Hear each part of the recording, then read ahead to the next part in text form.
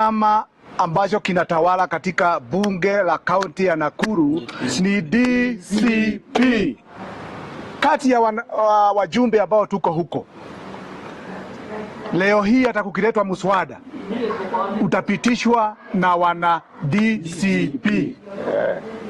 Kwa hivyo governor and your team, mukae mukijua ya kwamba tutaanza kuchaguana sasa, ndio tujue sasa kinara wa bunge ni nani. Kwa vile bunge yote ya Nakuru imekuwa ni DCP. Kwisha maneno.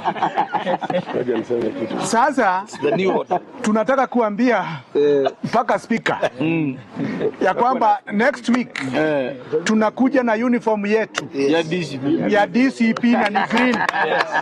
Kwa hivyo ukae tayari, kama utatufukuza utufukuze, lakini tutakuja na ishara ya kuonyesha wananchi wa Nakuru ya kwamba chama ambao inatawala katika County Assembly of Nakuru ni DCP.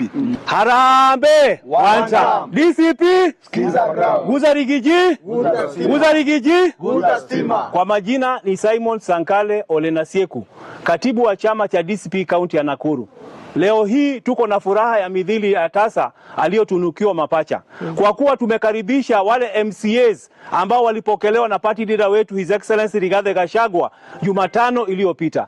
Mahali hapa tuko na mwenyekiti ya MCAs ya Nakuru Caucus wakiongozwa na Mheshimiwa Philip Wanjohi na Secretary General wa MCAs wa Nakuru County Assembly ambaye wakiongozwa na Mheshimiwa Alex Mbogwa. Hapa hii tuko na viongozi wao. Walikuwa MCAs 23, lakini leo hii tuko na viongozi wao wale ambao wanaongoza hiyo kamati ya caucus ya MCAs wa Nakuru. Na leo hii tunatangaza hapa katika kaunti ya Nakuru ya kwamba mass exodus ya viongozi kutoka vyama vingine kuingia DCP imeanza. Ni kama ile mass exodus ya migration ya wild beast. Na hapa hivi ndio tunatangazia Kasongo ya kwamba hii ni ishara ya kwamba 2027 tunaua nyoka na mayai yake. Hawa MCAs wamekaa chini, wameawaza, wakawazua baada ya kipindi kirefu, wakakamua ng'ombe, wakakangua ng'ombe, maziwa wakakunywa maziwa kama wale watu wa Olkalao. Lakini imefika mahali wakaona kwamba hii maziwa inaonja kama mwarubaini. Wakasema kwamba enough is enough. Ndio wakasema kwamba mama twins, siku zako zimehesabiwa. Pale katika ukuta imeandikwa mene tekel pereshi. Na wewe Kasongo, wewe ni one term. Safari ya kwenda Sugoi imeongezeka kutoka 180 km/h hadi 360 km/h. Tunaambia MCAs wengine na viongozi wengine, nyinyi ambao mnakatelia kwa vyama ambavyo vimekufa, tunawaambia kwamba nyinyi ni kama ile kupe imeshikilia ngozi ya ng'ombe. Hiyo ng'ombe imechinjwa, imewekwa, ile ngozi imewekwa kwa kiwanja, imeanza kukauka, na hivi karibuni mtakufa kisiasa unless muingie chama cha DCP. Pia ningependa kusema hivi, tumeona matamshi ya viongozi wengine wakiwa wakitangaza kwamba ati mkitajaribu kushika Rigathi Gachagua. Nyinyi mnacheza na moto karibu na petrol station. Tunawaambia hivi, mnaweza cheza na matiti ya mama, lakini ile kitu ya mzee msijaribu kucheza na. Mkijaribu kuguza Rigathi Gachagua, mumeguza moto. Wewe Sudi unatumika na Kasongo kusema Rigathi Gachagua ashikwe. Hatujasahau ya kwamba wale watu wanafanya incitement ni watu kama Aaron Cheriot. Ameambia watu wa Kericho na South Rift ya kwamba mtu yoyote ana support one term aondolewe Kericho ama wajifiche chini ya vitanda vya watu yao. Tumeona vile ambavyo Mandago amechochea. Tumeona Omar Hassan, Secretary General wa UDA, amekuwa kichochea dhidi ya Wakikuyu na hakuna hatua imechukuliwa. Sisi tunasema kwamba nyinyi mlituzoea sana. Tuliona party leader wetu akivamia Uitima, akivamia kule katika maeneo ya Limuru, amevamia pia katika Narok, amevamia katika sehemu mingi sana. Na wale watu walituvamia kule Olkalao wakati wa kupiga kura, hadi siku ya leo hakuna mtu amekama. Hatutaki kitu inaitwa double standards katika mambo ya justice katika taifa la Kenya. Kwa hivyo sisi tunasema kwamba wale watu wanaunga mkono Kasongo, watu kama Omar Hassan, watu kama Duale walituita fisi, watu kama Murkomen ambaye amekuwa kichochea dhidi ya Gachagua, watu kama vile kina Sudi, watu kama kina Aaron Cheriot, hata nao pia wakamatwe. Na Rigiji, kabla waseme uende kwa NCIC next week, tunataka kuona Sudi amekamatwa, tunataka kuona Murkomen amekamatwa, tunataka kuona Aaron Keriota amekamatwa, tunataka kuona pia mpaka Kawanjiko amekamatwa, Eric Wamumbi amekamatwa, Betty Maina amekamatwa, na pia hata tunataka kuona kwamba wale wote Moses Kuria amekamatwa, wale wachochezi wote katika eneo la serikali. Rigiji, usiende kwa NCIC kabla hawa watu wote wa Kasongo wamekamatwa mpaka Kimani Ichung'wah, kwa sababu sisi tunasema kwamba hata wale wanasema mlima igawanishwe kama Ruku, hawa pia ni incitement wanafaa. Sisi tuko tayari kumpokea party leader wetu tarehe 14 na tarehe 15, na tunaambia Susan Kihika na huyo Kasongo, tafadhali tarehe 14 tarehe 15 itakuwa ni public holiday katika kaunti ya Nakuru, lakini wafanyabiashara mtafanya kazi kwa amani. Kwa hivyo mtu yoyote atajaribu ujinga kama vile ambavyo mlijaribu kule huko Olkalao. Hapa tuko na majenero ambao ni wamekuwa katika vita miaka mingi. Tafadhali mjue kwamba ukijaribu nyoko tarehe 14 na tarehe 15, hiyo nyoko yako peleka kwa mama yako. Kwa sababu hapa katika kaunti ya Nakuru hatutakubali nyoko.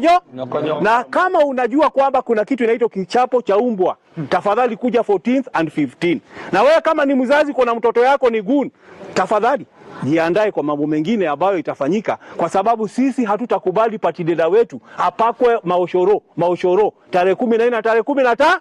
Na hapa Nakuru hii ndio ofisi kiongozwa na chairman Siba, na kama kuna watu wengine wako kule nje wanajidanganya kwamba kuna ofisi nyingine, hii ndio ofisi imetambulikana na party leader His Excellency Rigathi Gachagua.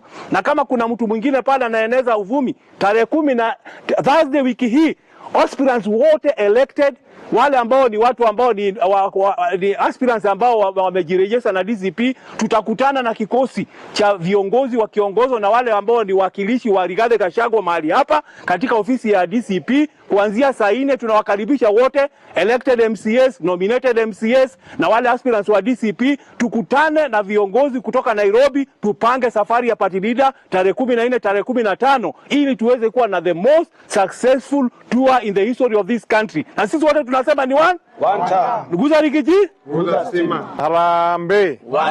Harambe. Guza Rigiji, guza stima. Asanteni sana. Siku ya leo tumekusanyika hapa kuwakaribisha wenzetu katika bunge kuu la Nakuru ambao wamejoin DCP. Hawa ni wananchi ama viongozi ambao wamekuwa wamejitolea sana na pia walitusaidia sana katika uchaguzi mdogo kule Olkalao, na tuwashukuru sana ya kwamba siku ya leo tumejumuika hapa kama viongozi wote wa Nakuru kuanza safari pamoja. Tunasema ya kwamba safari ya bamba ni macheo na wakati umefika, na tarehe 14 tunamkaribisha Rigiji, the 6th President of the Republic of Kenya in Nakuru. Safari itaanza pale Naivasha mida ya saa 4 asubuhi. Kwa hivyo kutoka 14th of this month, kutoka saa 4 asubuhi, wale ambao wanatumia barabara kuu ya Nakuru Nairobi Eldoret Highway, musubiri kuona kwamba kutakuwa na very big jam within this area. Kwa hivyo kama uko na maneno mengine unafanya katika hii barabara, unaweza tumia alternative routes ama utumie safari yako in another day. Hiyo tumesema kama viongozi lazima tuinform wananchi, na tunataka kuarifu wale wote ambao wanaweza kuwa wanapangwa na Murkomen na wale viongozi wengine ambao wako na tabia mbaya ya kuharibu mikutano ya DCP, ya kwamba hiyo siku waonywe ya kwamba wasiingie popote katika mikutano yetu. Viongozi watakuwa wamejiandaa kutoka kule nyuma. Pia tuko na viongozi at the national levels ambao tutakuwa nakutana nao on Thursday. Our SG ametangaza hapa ya kwamba the personal secretary to the personal assistant to the party leader Rigiji tutakuwa naye hapa on Thursday. Kwa hivyo viongozi wote, aspirants wote tutakuwa hapa katika headquarters at 9 AM in the morning ili tuhakikishe kwamba tumefanya safari hii iwe ya umuhimu. Kuna wale viongozi ambao wanachochea.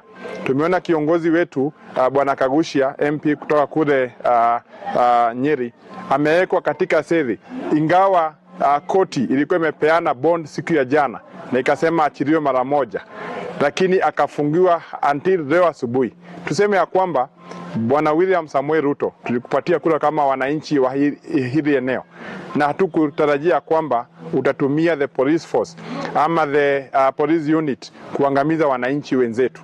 Kuna wale viongozi ambao waliua watu wetu kule Olkalao, vijana wawili waliangamia, na tukamuona mheshimiwa Kawanjiko akiwa pale katikati. NTV wakatupatia very explicit documentary on that day, lakini hawa hujawachukulia hatua yoyote. Aaron Cheriot anatangaza kila siku ya kwamba kama mtu wa support Kasongo in his second term ahame Kericho na South Rift yote. Ilhari Kaguchia akisema the same words, mnamhangaisha the entire night. Murkomen umekuwa ukitoa matamshi ya kusema ya kwamba utamshika Rigiji. Wewe nakwambia kwamba wewe jaribu hiyo maneno nasema hapa hivi. Juu tunakuona wewe jaribu. William Samuel Ruto, in the year 2007 you were taken to ICC. Na hii ndio the stage una set in this time and era. Tuseme ya kwamba sisi kama viongozi katika hili eneo hatutachukua hili jambo kwa urahisi. Na we are documenting each and every event. Na tuseme wale goons ambao huwa wanalipwa. Rigiji alituambia tulipokuwa kule Nyandarua ya kwamba wewe ulipwe na ukae nyumbani na hiyo pesa. Hiyo pesa ni yenu. Tunatumia ile nafasi watu wa Karau walituonyesha. Hii ni mali yetu. Unapoletewa hii mali, you eat that money and you ensure this government is kicked out. Kwa hivyo safari ya kumpeleka Kasongo nyumbani imeanza. Na 14th we shall see mega meetings ambazo hamjai kuona within this region. Na pia tunawakaribisha wale wengine wote ambao wanataka kuhamia chama chetu, muingie nyinyi nyote ili tuhakikishe kwamba tumeendelea vizuri. Kwa hivyo goons be warned, we shall be on the watch. Asanteni sana, na niseme ya kwamba karibuni sana on the 14th and the 15th of this month. Harambe! DCP. Asanteni sana. Mimi ndiye Joseph Kimani, Chairman DCP Nakuru County, na jina lingine ni Simba. Siku ya leo niko na furaha sana hata na ofisi yangu kwa sababu ya vile tumepokea wageni ambao wameshaanza kuwa wenyeji sasa, kwa sababu wamejoin chama chetu cha DCP na wakasema hapa ndio raia iko. Kwa sababu sisi kwa kikwetu hatufuata kiongozi, hafuatwi na watu, kiongozi ndiye anafuata watu vile wanasema. Kwa hivyo wakasikiza ground na wakasema ground inasema kama mnataka tufanye kazi tumweke kwa hizo viti muende DCP, kwa sababu hapo ndipo ambapo kichama kinaongozwa na His Excellency Rigathi Gachagua. Kwa hivyo nawakaribisha nyinyi nyote kwa ofisi yetu ya DCP. Tunajua mlienda na mkaongea na kiongozi na mkapangana na kiongozi na mfanya jambo la maana sana kutabua ofisi ya Nakuru ambayo imesimamia chama na imerida hii chama tangia chama kianze. Kwa hivyo tunawashukuru sana, karibuni tena na tena. Na wale wengine mweacha huko nje, mwambie jia ndio hiyo, kwa sababu wananchi wanasema hiyo ndio jia na hiyo ndio mwelekeo, ndio chama ambacho kitatoa William Ruto ambaye ni Kasongo na tabia zake mbaya na uongozi wake mbaya, ndio hii chama ndio itaondoa, kwa sababu ni chama cha ambacho hakiogopi, ni chama ambao kiko na maumau ambao hawagopi kitu, kwa sababu wanajua ya kwamba huyu mtu akirudi mara nyingine ya pili ni kumaliza, atamaliza ambacho kiko na kutuua na kumtumaliza. Kwa hivyo siku ya leo na washukuru sana, karibuni tena na tena na mjisikia mkuu nyumbani. Na siku ambayo ni ya tarehe 14 kama vile wenzangu wamesema, tunakaribisha His Excellency Rigathi Gachagua katika eneo hili letu la Nakuru, kwa sababu ya kwamba watu wamependa na wamemuitisha. Kwa hivyo atakuja na atatuongelesha sisi zote kwa hizo eneo ambazo hakuwa ametembea, ambazo mtaambiwa. Kwa hivyo karibuni sana na msikie mkiwa nyumbani, na wale wengine wote wako hizo njia zenye atapita tunawakaribisha kwa mikutano yetu, na mjue mikutano yetu ni ya amani, isipokuwa Kasongo huwa anatupangia mambo mabaya na watu yake. Kama saa hii nasikia kadhambi ako kwa mikutano na mtu anaitwa Ruto, wakipanga vile watakuja kutuhangaisha. Na kuambia wewe Ruto, wewe utakaa kwenyu, na kwa sababu wewe ndio mkabila namba 1. Kama wewe unataka kutenganisha Gema, wewe ni nani? Na wewe Kasongo unasema wengine ni wakabila, na mko na Ruto pale akisema mlima ipasuliwe. Kwa hivyo Ruto ndiye mkabila kabisa, na wewe Ruto ndiye mkabila kabisa, kwa sababu tunajua ya kwamba sio Ruto anaongea. Ruto akiongea sio yeye anaongea, ni wewe unamtuma. Tunajua wewe mkabila, wewe William Ruto, wewe ndio unatuma Ruto akuja afanye hiyo takataka zote. Na tunakuona wewe Ruto ukaa kwenye huko. Nakuru ni ya amani na tutafanya mikutano ya amani, kwa sababu Nakuru iko na kabila wote wako DCP. Hata wakale saa hii wanaitana wakitaka kukuja DCP na wengine wameingia DCP. Kwa hivyo usikuje kutukonganisha na ndugu zetu pale. Ati ndio tuanze vita roko kwa sababu najua umetumwa na William Ruto. William Ruto rudi kwa Eldoret, wachana na Nakuru. Nakuru iko salama na iko na amani mingi. Kwa hivyo tunasema ya kwamba wale wengine na wananchi, na nimetuma hawa watu waende warejeste wananchi wengi kwa chama cha DCP kama member wa DCP. Ndio kwa sababu DCP itafanya nomination ya haki kama vile mliona Olkarau. Kwa hivyo tunawatuma mwende mrejeste watu kama member wa DCP. Mtaenda kufanya hivyo? Kwa hivyo tumeamua kwamba na tumeelezana ya kwamba wataenda kufanya hivyo na watasema chama ni DCP, na kwa sababu tunaenda pale mbele hatujaendorse hawa watu. Kwa sababu sisi hatuna ruhusa ya kuendorse mtu. Na hata His Excellency Rigathi Gachagua hana ruhusa ya kuendorse mtu. Wale wataendorse hawa watu ni raia huko nje ambao ni members wa DCP. Tumekubaliana hivyo. Kwa hivyo watu wamesema wale aspirant msiogope. Wale aspirant mko DCP, mlikuja kitabo msiogope. Nyinyi nyote ni watoto wa baba mmoja, wa mama mmoja, muende mtafute mkuje. Yule mtu atashindwa, atajua ameshindwa halali, agojea next time ama atafutiwe kwa kitu kingine ya kufanya hapo. Si ni ukweli? Kwa hivyo Mungu awabariki na watende mema. Tukutane tarehe 14 na tarehe 15 tuwafanye hii kazi na tuambie watu chama cha DCP kiko imara. Asanteni sana. Harambe. Harambe. DCP Kiza ground. Guza Rigathi. Guza stima. Mimi sina mambo mengi, nataka kuwakaribisha sana waheshimiwa wenzangu, alafu niseme hivi tu. Wewe Oscar Sudi, wewe ni mwanaume na unajiita mwanaume na unasema Rigiji ashikwe. Oba hiyo kazi ya Mukomen upewe kesho, uende Rigiji. Uache kidomodomo. Maana unaweza pewa. Na wewe ni rafiki ya Ruto. Si upewe hiyo kazi, uache hiyo maneno ya kushinda ukisema ukitumana. Wewe mwenyewe uende umshike. So tunakukanya na tunakuonya. Uache kutuletea hiyo kidomodomo na kiherehere yako. Uende ufanye maneno yako huko. Sisi tunasema tutakuwa hapa tarehe 14, 15 na mikutano yetu tuaifanya ya amani. Wewe kama kijana umeitwa, umeambiwa utapewa pesa. Chukua pesa. In politics hakuna accounting ya pesa. Kula na ukae nyumbani na usaidie hiyo, ujue tuliambiwa usifikishe hiyo pesa ya Kasongo nyumbani. Uikulie huko na girlfriend. Uite girlfriend mkule naye hapo. Kwa hivyo kwa hayo mengi na machache, asanteni sana na Mungu awabariki. DCP leo hii tumekuja kama MCAs wa Nakuru County Assembly. Na kile nataka kuambia wananchi wa Nakuru ni ya kwamba chama ambacho kinatawala katika bunge la kaunti ya Nakuru ni DCP. Kati ya wajumbe ambao tuko huko leo hii, hata kukiletwa muswada utapitishwa na wana DCP. Kwa hivyo governor and your team mukae mkijua ya kwamba tutaanza kuchaguana sasa, ndio tujue sasa kinara wa bunge ni nani. Kwa vile bunge yote ya Nakuru imekuwa ni DCP. Kwisha maneno. Sasa tunataka kuambia mpaka speaker ya kwamba next week tunakuja na uniform yetu ya DCP na ni green. Kwa hivyo ukae tayari, kama utatufukuza utufukuze, lakini tutakuja na ishara ya kuonyesha wananchi wa Nakuru ya kwamba chama ambao inatawala katika County Assembly of Nakuru DCP. Pili, nataka kuambia wananchi wa Nakuru, msibabaike. Mwaka ni mmoja. Tutishwe na vile tunatishwa, tupigwe na vile tunapigwa. Mali ya Nakuru utairudisha baada ya mwaka mmoja. Mpaka hospitali. War Memorial Hospital. Msijali, hospitali yetu baada ya mwaka mmoja itaanza kazi.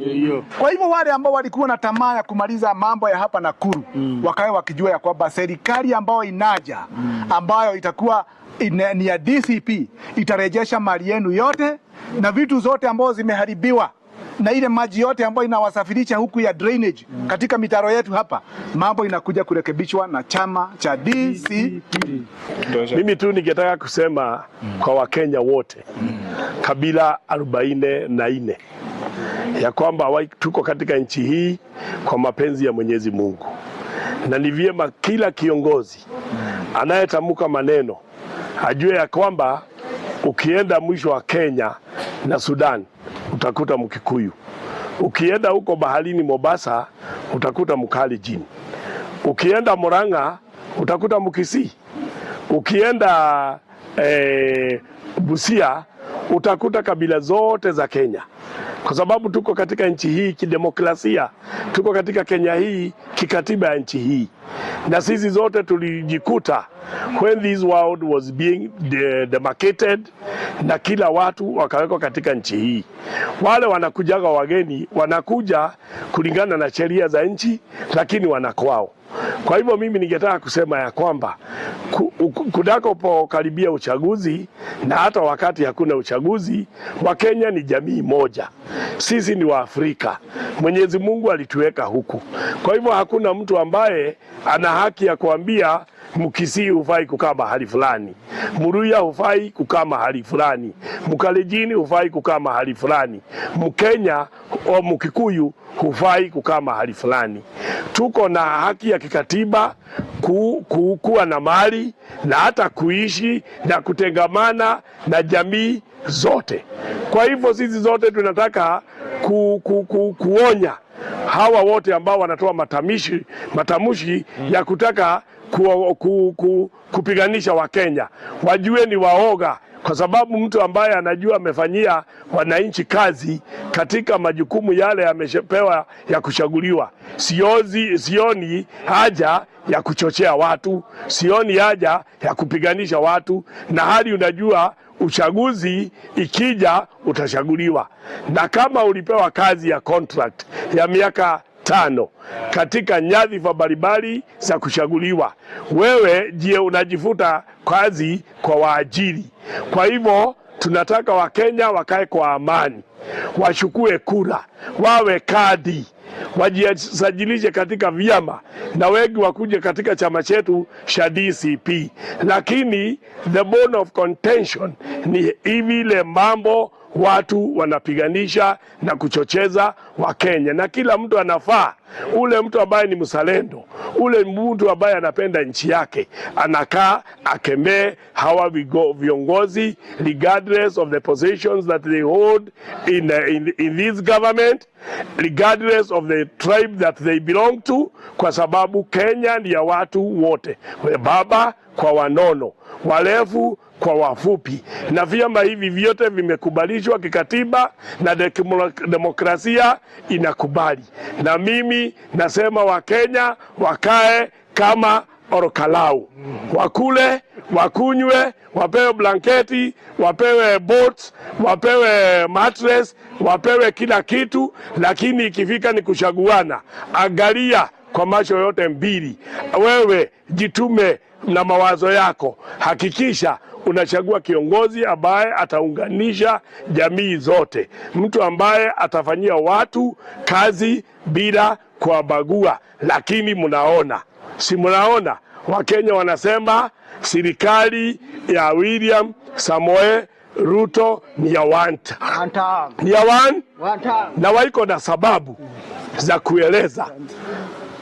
Kwa hivyo tuwe watu wa amani, upendo, umoja na udugu na hata ujirani, na Wakenya wasikubali kusikia hiyo maneno ambao ni ya watu wa uchochezi, ni ya watu wa ubaguzi, ni ya watu wa kutumia watu vibaya. Vijana wetu msikubali kutumiwa vibaya, wamama na wazee msikubali kutumiwa vibaya, banake uchaguzi utakuja na uende, na uchaguzi sio wadui. Mashindano ni kuwe na washindi na wenye kushindwa. Mungu abariki Kenya yetu.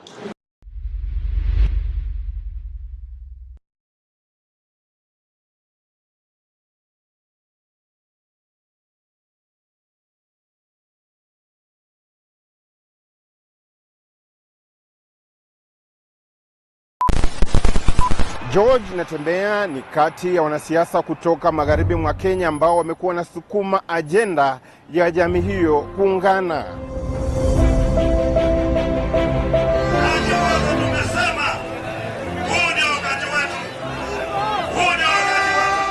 Amekuwa na majina kadhaa kutokana na msimamo yake mikali ya kisiasa kama vile Tawe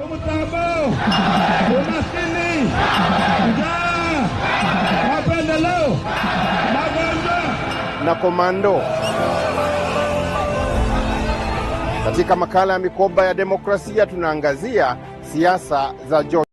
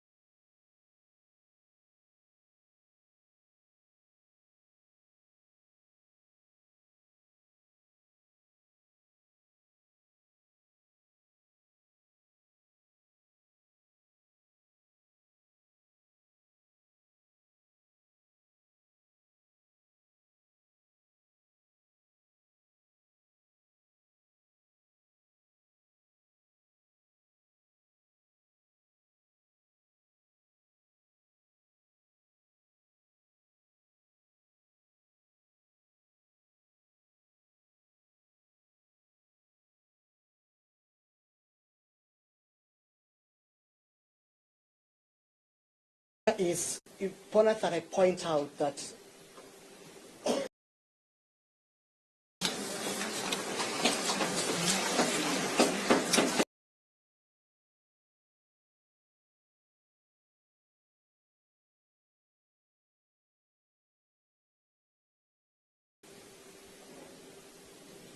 neither was there any warrants issued against him.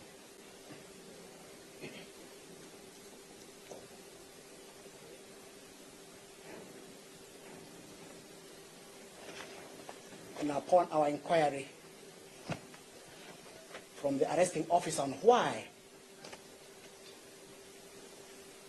the accused before you was never served the summons to appear or the presence of warrant of arrest. As usual, they said they're acting under instructions from above.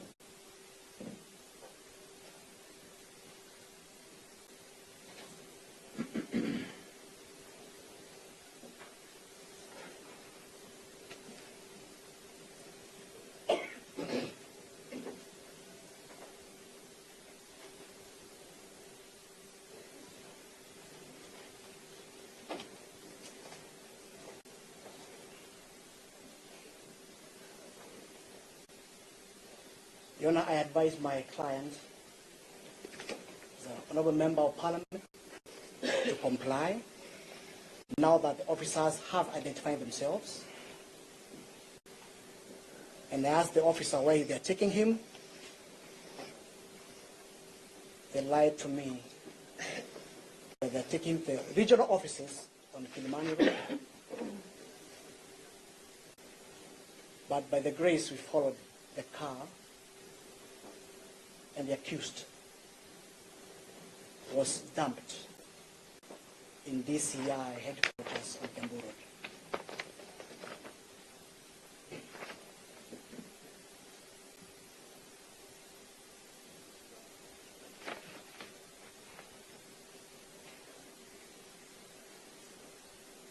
Along the way, Your Honor, I requested Counsel Dewanjiro to accompany me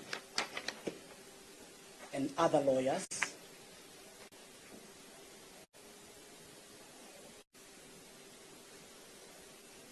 it's only myself and Degwa and Jiro were able to get in before instructions were given not to allow any other council within the premises of DCI. Your Honor, even when the accused was under the hands of the DCI, the two councils were denied access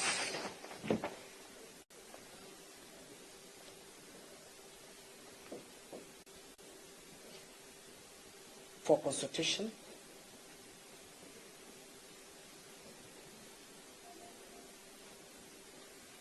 and all the other lawyers were locked out of DCI headquarters.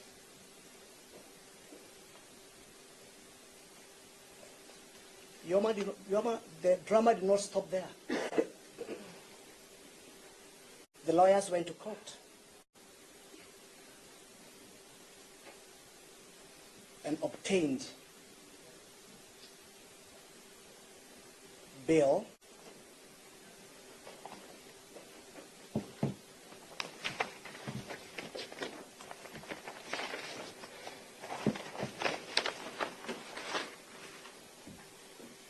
in case number HCC, Miscellaneous Application E70-2026.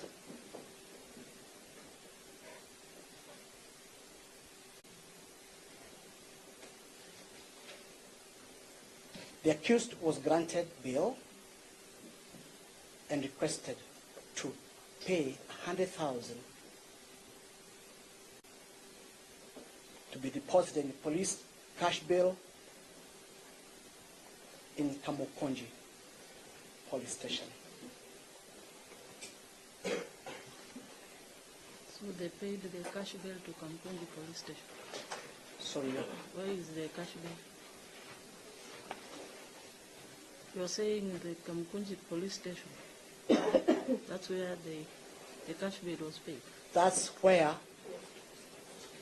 the accused was held because he was taken back. He was removed clandestinely from DCI and taken to Kamukunji.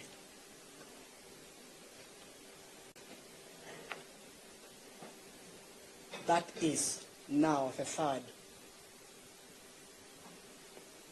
of August 2026.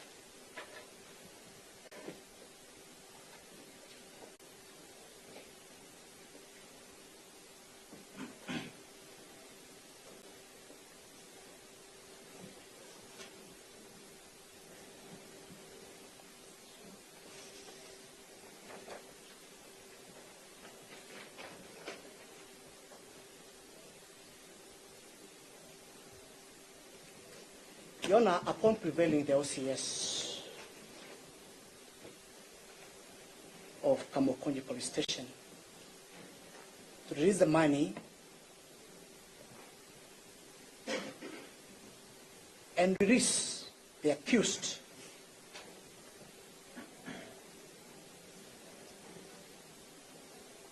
he started playing cat and mouse game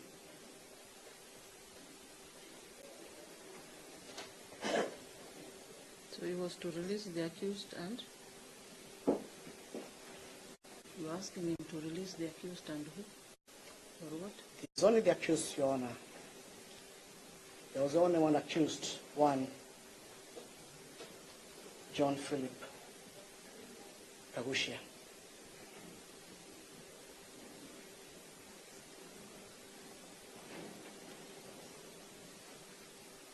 Proceed.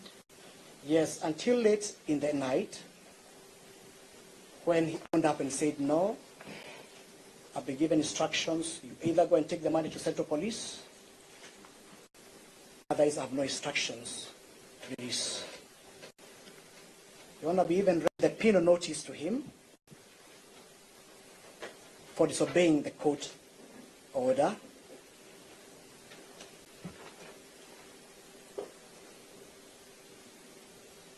And John Kaguchia has found himself before this court with a court order bearing the bill that he was supposed to be released yesterday.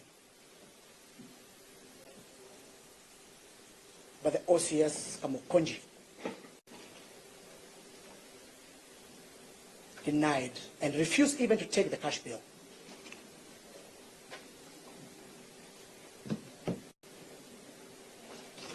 You know why I've had to spend a bit of time to lay the basis, and I'll give my learned friend over here to highlight the points of the law.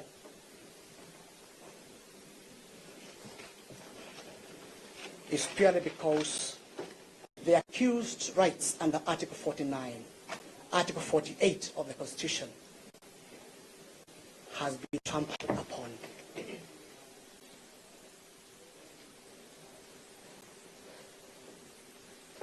The state,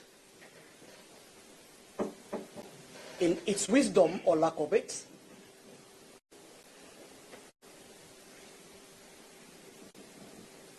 it decided it will share of the law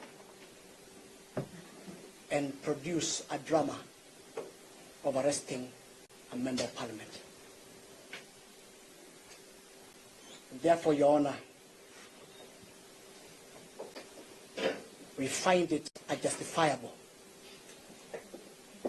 The accused is not before you because of crimes committed. He is before you to demonstrate to the world and all voters in Kenya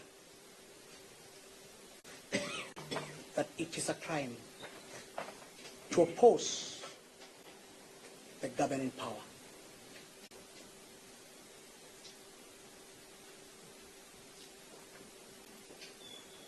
The use of goons to come and arrest the accused and avoiding summoning him before the authorities or obtaining warrants is a transversity of justice against the accused, and therefore, Your Honor, this matter need not find itself before you because whoever comes for equity must come with clean hands. Your Honor, I wish to request my learned friend, Mr. Ruto, to highlight on a few points of law before I pass on to the 1-0. Thank you, Your Honor.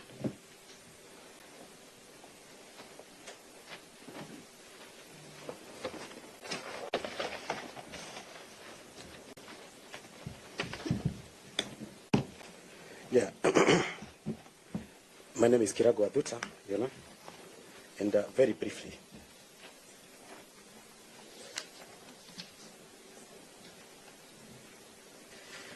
You know, after disobedience of the court order that my learned senior has highlighted,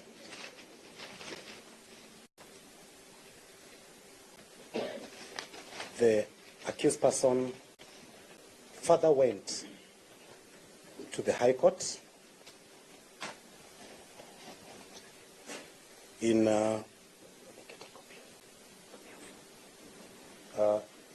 High Court at Milimani in a different matter, you know. High Court Human Rights Petition number E517 of 2026.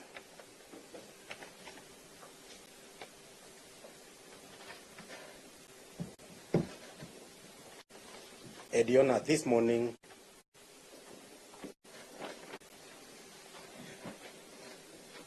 His Lordship Justice Gregory Mutai granted him free bond.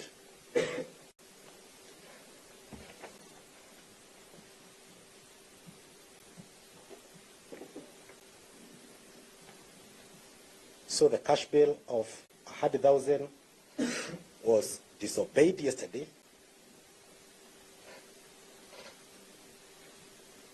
Today we have an order of free bond, which again was flouted.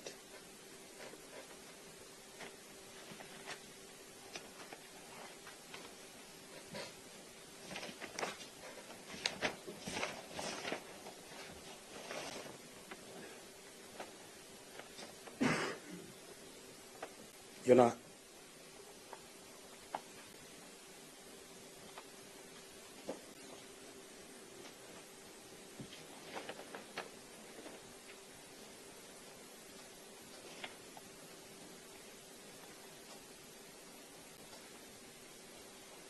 in both of those two proceedings, and you will look at the orders, both courts are saying that's order number 4 in the first order, and order number 3,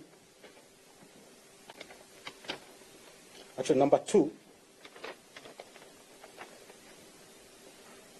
the DCI and the IG of police are being told, allow this person to access his advocates, because that right has been denied since Sunday night. All these lawyers you see here have not had access to the person who is seated there. He has not received any counsel. And the courts are saying, allow him to seek counsel. So charges are being read to someone who has not sought legal advice. Again, contrary to Article 49,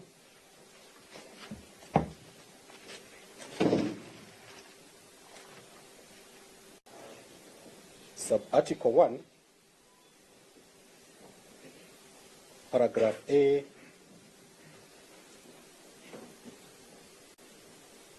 Roman 1,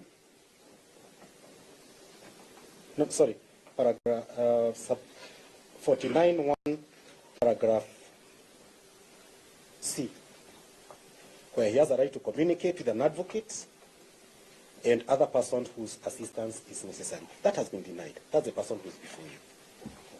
And the courts have said he's been denied. So it's not mature for that person to take plea before he gets advice from counsel.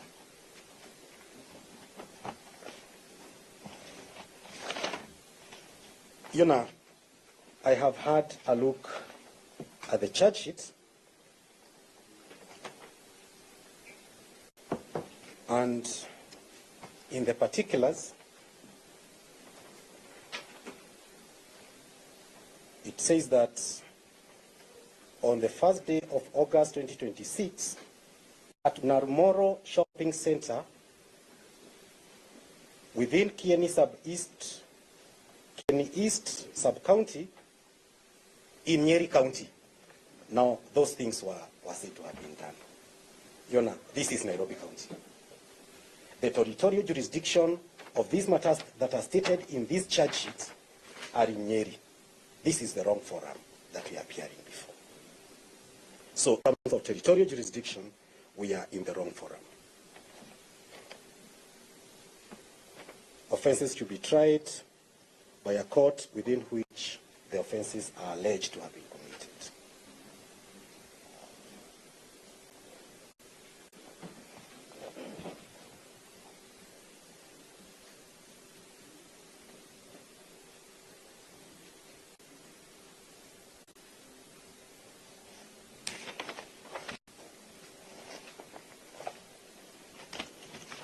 Third point, a court of law such as this one, and the courts have said this over and over again, I'm sure Mr. Degwajiro will highlight this, that is not a conveyor belt of processing any charge sheet that is brought before it, even when that charge sheet does not disclose any offense.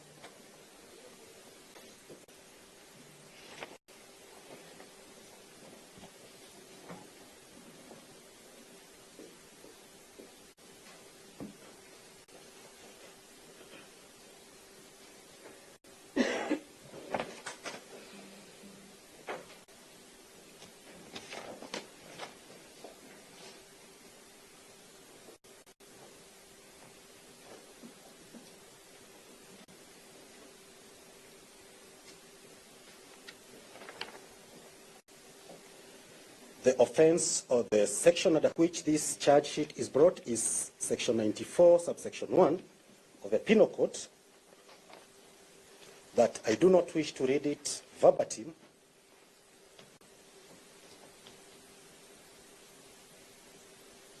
Under section? Section 94, subsection 1 of the Penal Code.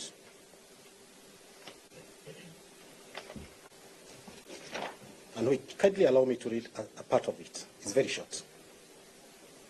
It says that any person who in a public place or at a public gathering uses threatening, abusive or insulting words or behavior with intent to provoke a breach of the peace or whereby a breach of peace is likely to be occasioned is guilty of an offense. You're now turning to the charge sheet. It only says that on 1st of August 2026, at Unarumoro location, knowingly and intentionally used words in Kikuyu language to it, then the words are written there. There is no allegation that these words were made in a public place or at a public gathering,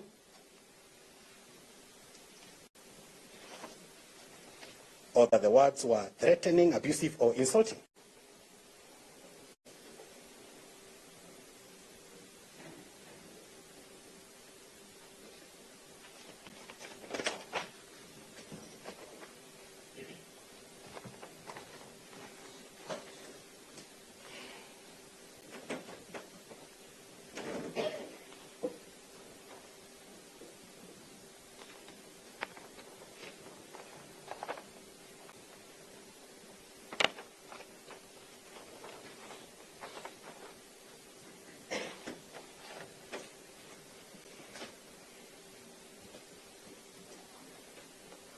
And it is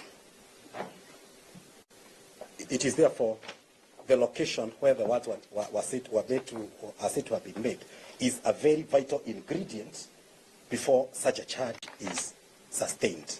So therefore, the court should not entertain a charge that will not take us anywhere. Let us save judicial time.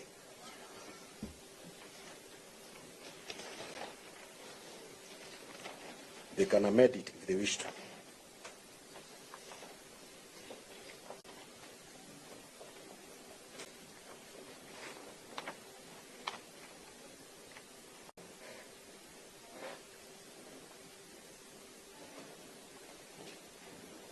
The last point that I want to address, and it is tied to where I started. Your Honor, it is not contested that the accused person has been in custody throughout. He has actually been escorted to where he's seated.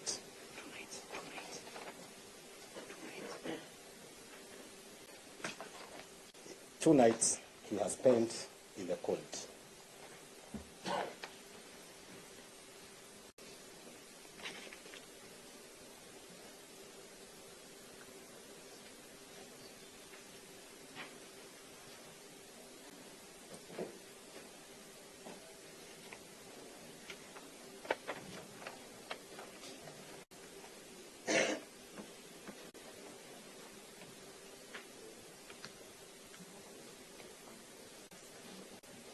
And Your Honor, looking at the section under which this charge is brought, the punishment for the offense under this section is a term not exceeding 6 months or a fine of not exceeding 5,000 shillings.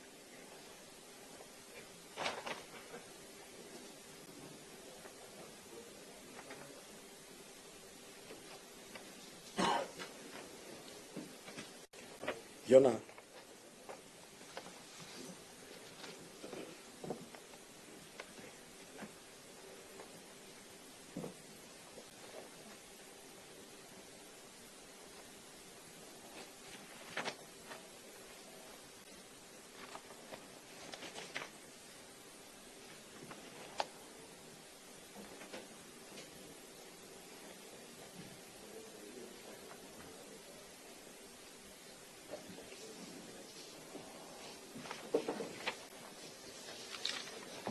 Section 4 of the Penal Code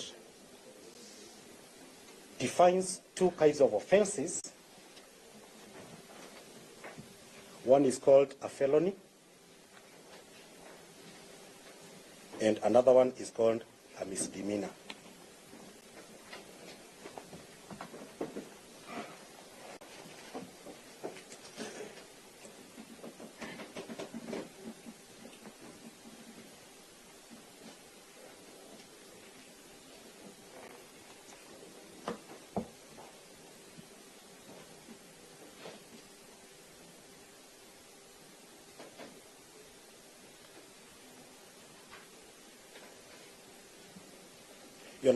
A felony is where the punishment is 3 years and above, and whatever else is not a felony is a misdemeanor, meaning any punishment below 3 years is a misdemeanor. Therefore, the offense under which the accused person is charged falls squarely within the definition of a misdemeanor.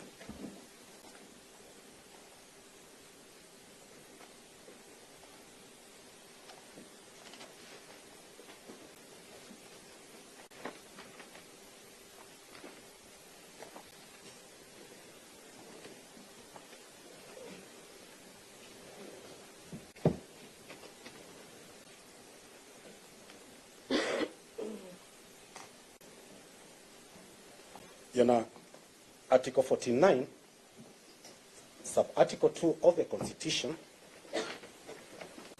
states as follows: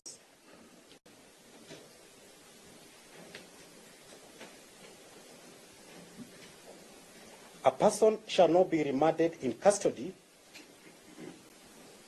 for an offense if the offense is punishable by a fine only, or by imprisonment for not more than 6 months. If the imprisonment is not more than 6 months.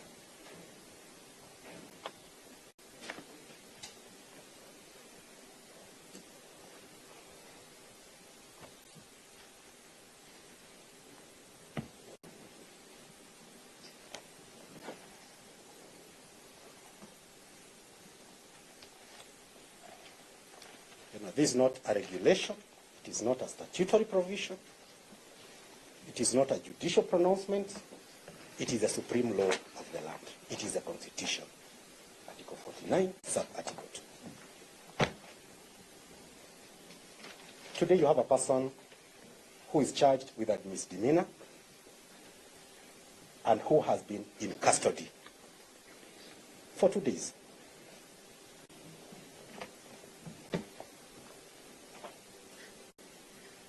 And he is now brought before you so that you validate the gross violations of his constitutional rights.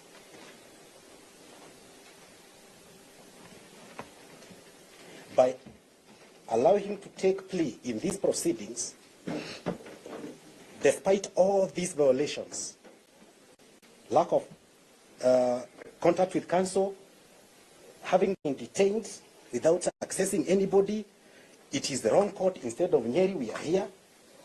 Yona, this will be the gravest form of violation of the rights of an arrested person. Kindly decline to take further proceedings and let the Honourable Member of Parliament for Mukureni to continue with his legislative duties.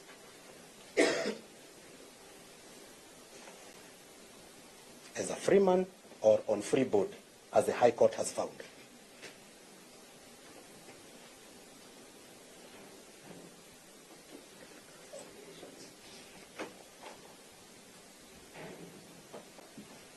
From me, that's all, Mr. Degwanjiru. And I'll be very brief because we are here to challenge the propriety of the charge before you. And the questions that we are putting is whether or not the charge that is before you is sufficient enough to warrant the accused person to respond to the same. I associate myself with the submissions made there earlier on, but only have this to say, Your Honor,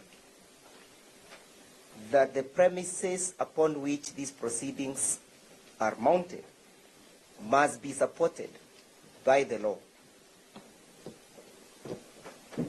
And therefore, at the particular time of commencing the proceedings, this court is not restrained from interrogating the coalition's president. It has been highlighted before, Your Honor, the transgressions that befell our client before, during, and at the time of the arrest. The court is invited, Your Honor, to interrogate whether there was whether there was compliance with the Constitution, not violation with the of the Constitution, but compliance with the Constitution. I am laying emphasis on compliance and distinguishing it from violation because I know my learned friends will go to the Magistrate Act and pull the magical Section 8. But that's what I'm saying. I am inviting the court to look at the application of the Constitution. And that question, Your Honor, of the application of the Constitution has been dealt with by the Supreme Court in the case of Hussein Khalid versus the ODPP, Supreme Court petition number 21 of 2017 at paragraph 23 and 24. Repeat. Supreme Court, Hussein Khalid versus the AG, Supreme Court petition number 21 of 2017. At paragraph 23 and 24 of the judgment, the Supreme Court... I'm recording word by word. Oh, yes, sir. So the way you speak. I beg your pardon. You say, May I take it again? Yes, repeat. Hussein Khalid versus the Attorney General and others of the ODPP, Supreme Court, petition number 21 of 2017. Of our interest is paragraph 23 and 24. In those paragraphs, Your Honor, the Supreme Court distinguished between Paragraph 23 and 24.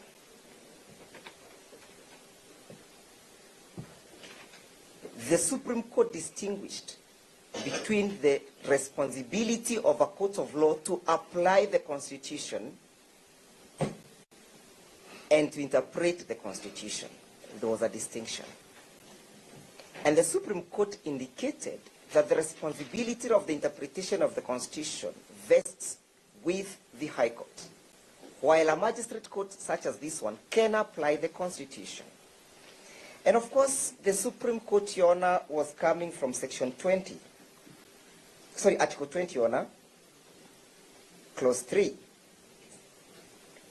where it provides that in applying the provisions of the Bill of Rights, a court shall.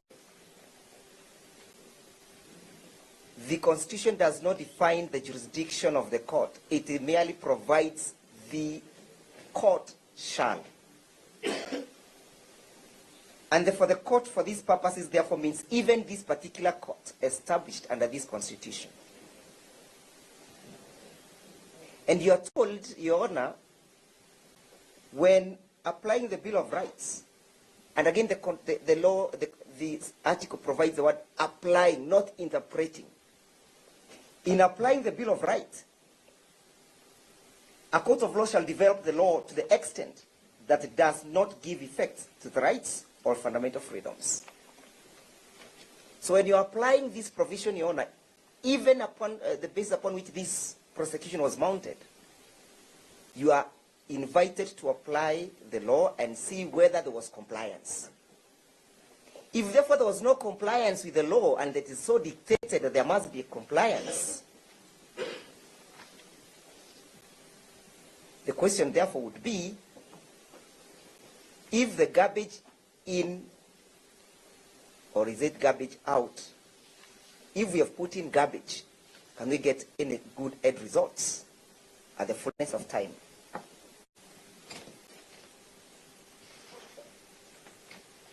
Yona, you might want to look at that charge sheet that has been brought before you. You are told that our client ought to take plea for offenses, offensive conduct conducive to the breach of peace. And the conduct is as a consequence of his utterance. And you're told, Your Honor, that there was an interpreter who has interpreted the language from Kikuyu language to English language.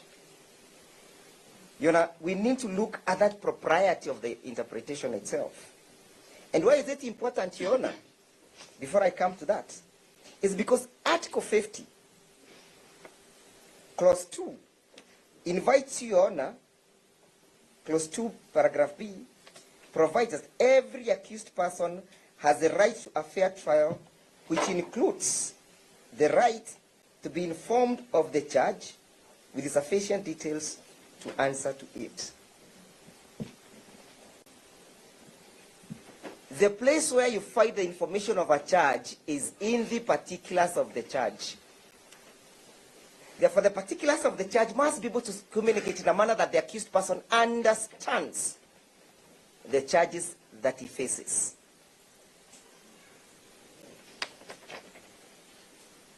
And Your Honor, granted the fact that we have only 2 languages in this country,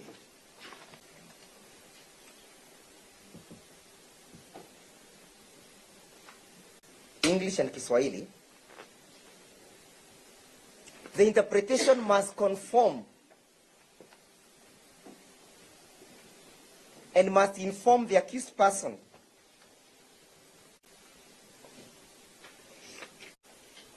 of the particulars and the ingredients of the charge.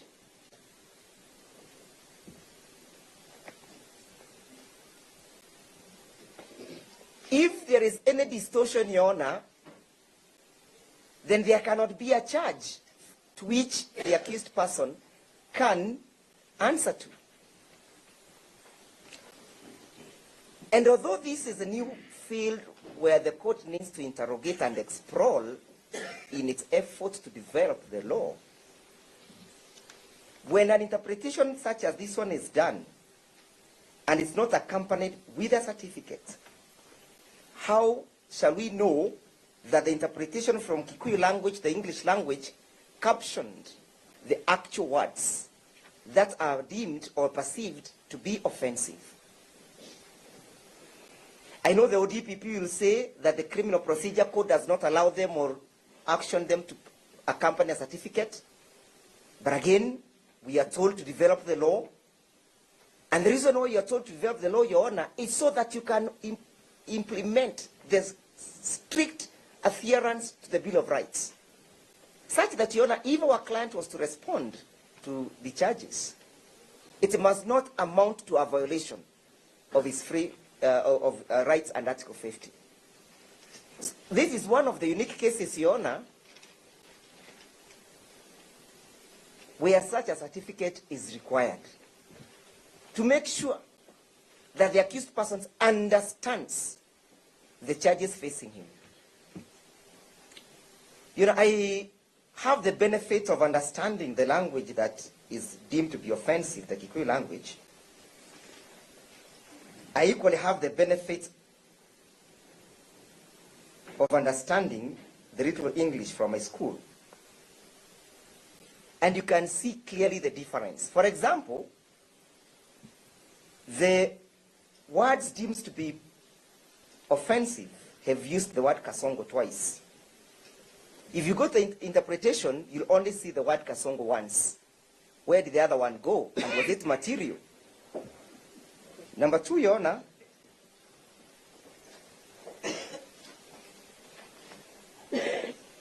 I'll refer you to a thesis. Well, I warned you that I must record. I beg your pardon?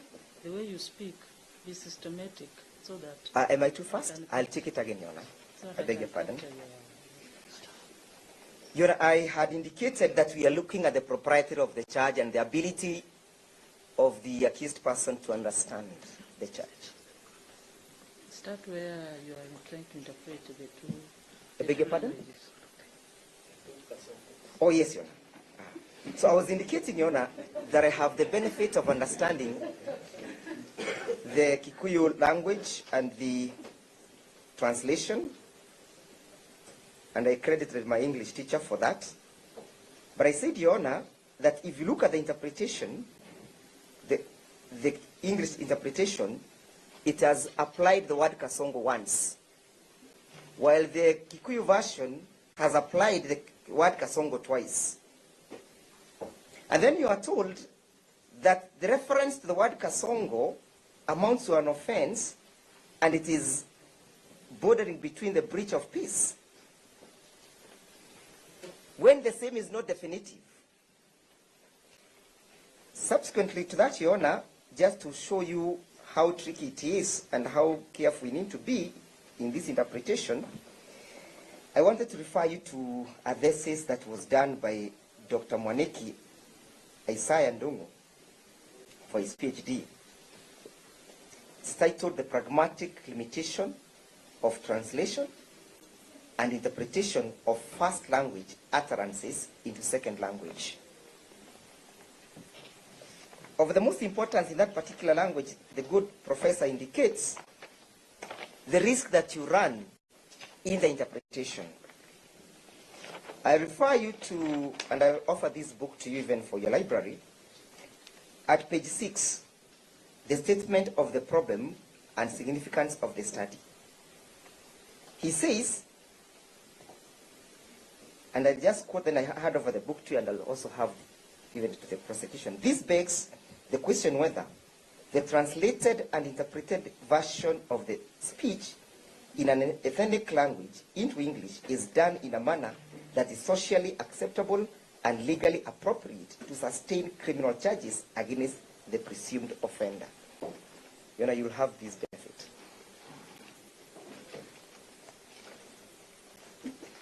Why that thesis, Your Honor, is important for you to have a reference to is to guard the chances of abuse.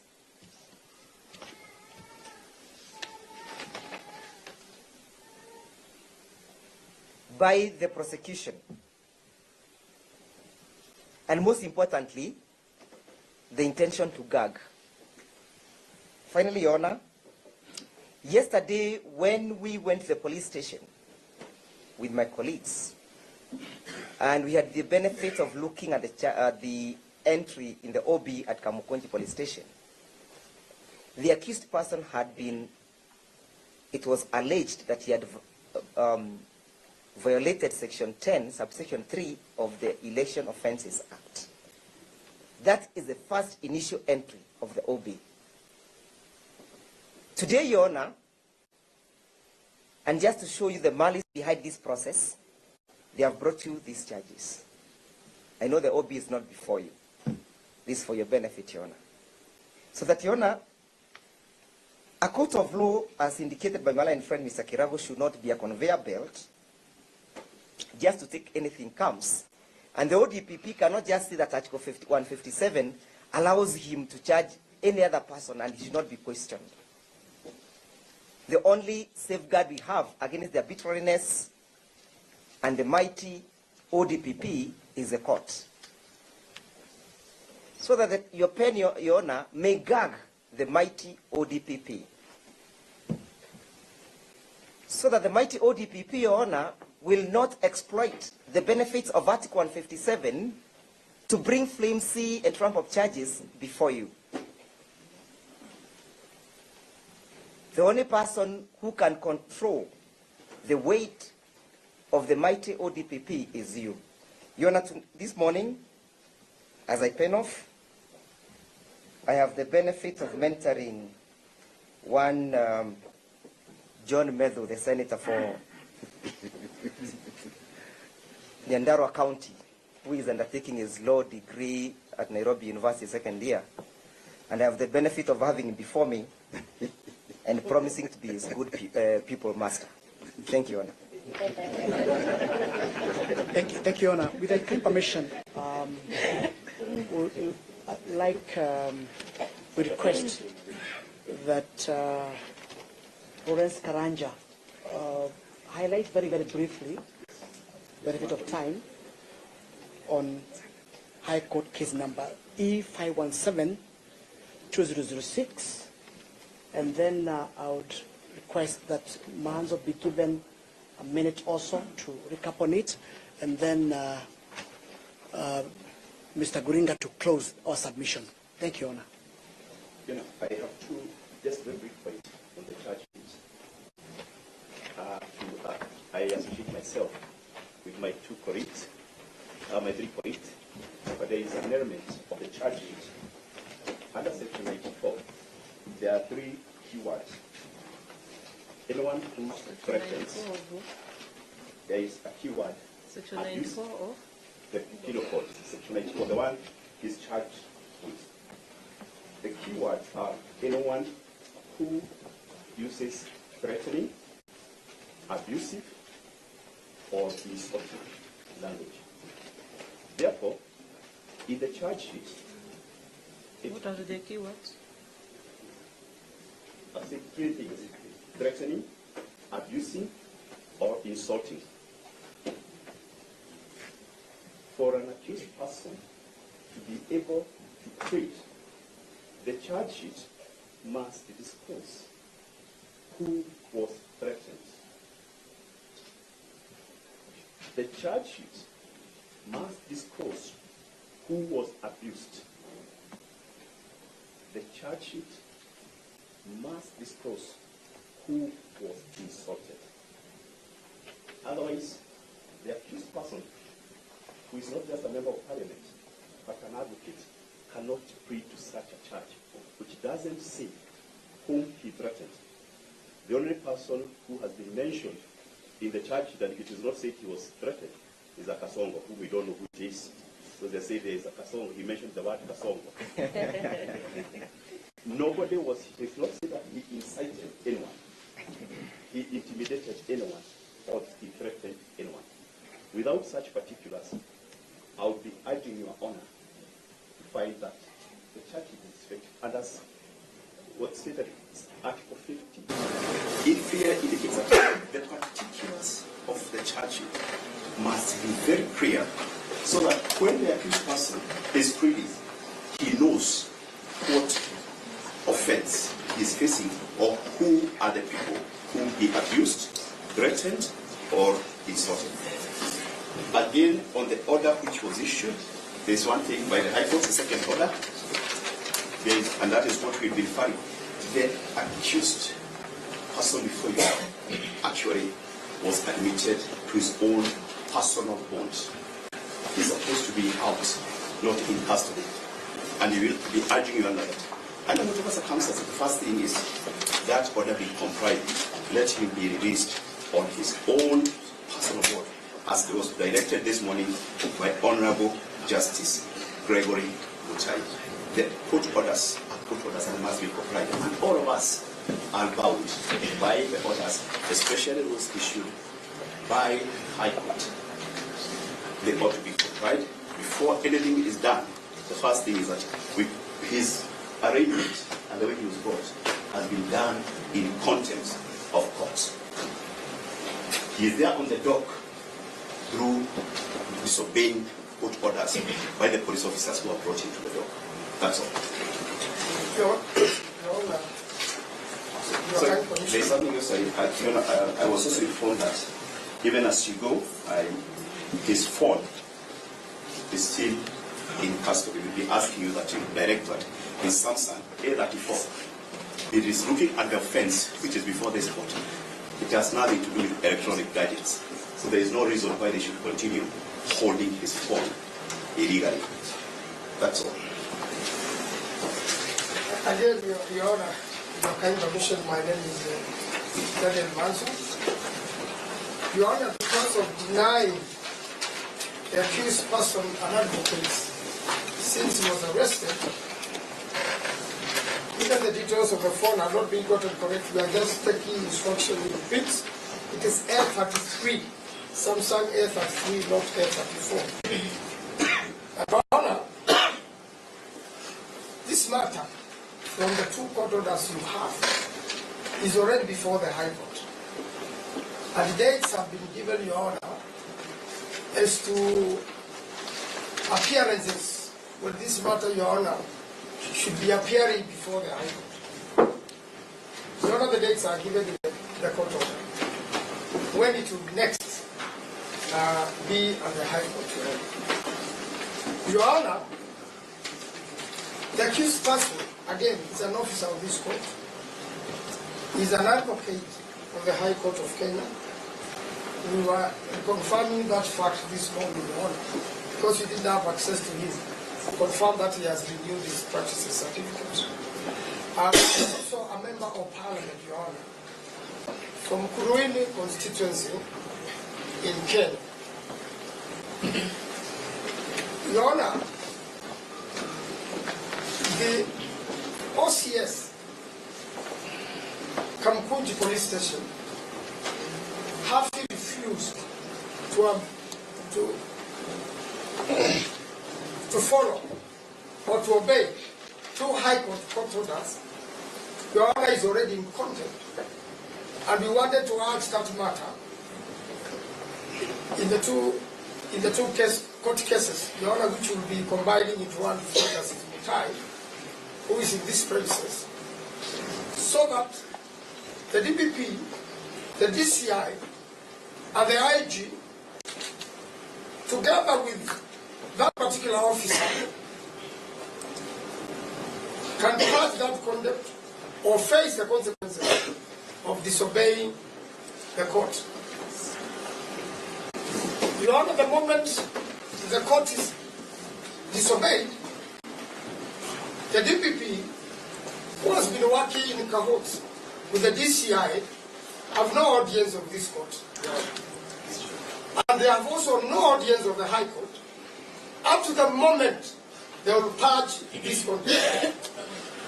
Your Honor, we cannot take contempt of court rightly.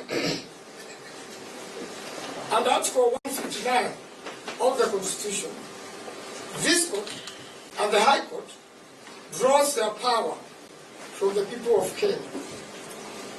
And Your Honor, having that power in the Constitution and the people of Kenya cannot be disobeyed by a police officer, cannot be disobeyed by this court, nor can they be disobeyed by the DPP and the DCI. In fact, Your Honor, I went further to send this court order to the IG on WhatsApp, just to make sure that in case there is no communication between him and the OCS Kaguchia, he has the communication, Your Honor. Your Honor, this is a public interest case. He cannot plead that he is not aware.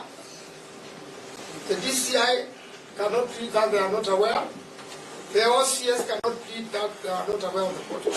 In fact, the easiest thing, Your Honor, they would have done was to check at the CT if they doubted us and obeyed the court order, Your Honor. I want to reiterate that, Your Honor, the accused person, the Honorable Kaguchia, is already out on bond. We are pleading with you to transfer these proceedings to Justice Mutai, who is in these premises.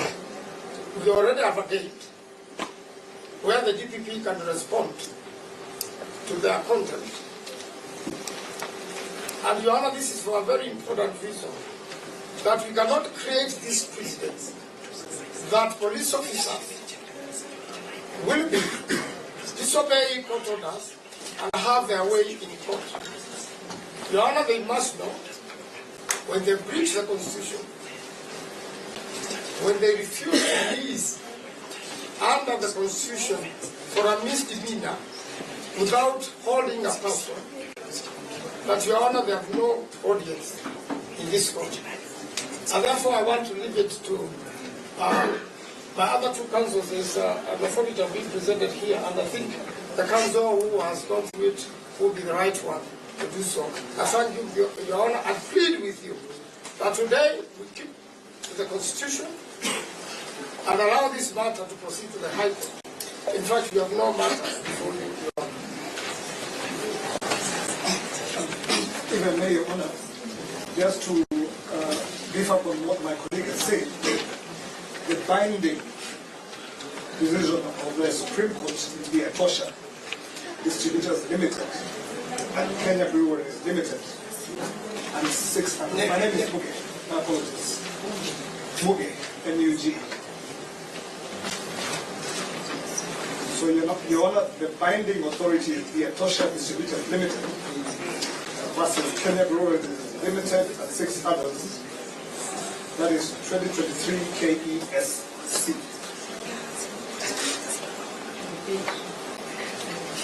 Beer Tosha Distributors Limited versus Kenya Breweries Limited and 6 others. 2023 KESC.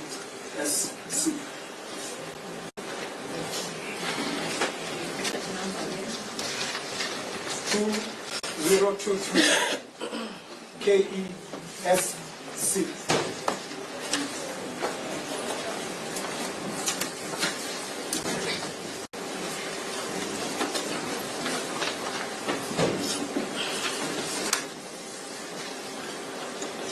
Your Honor,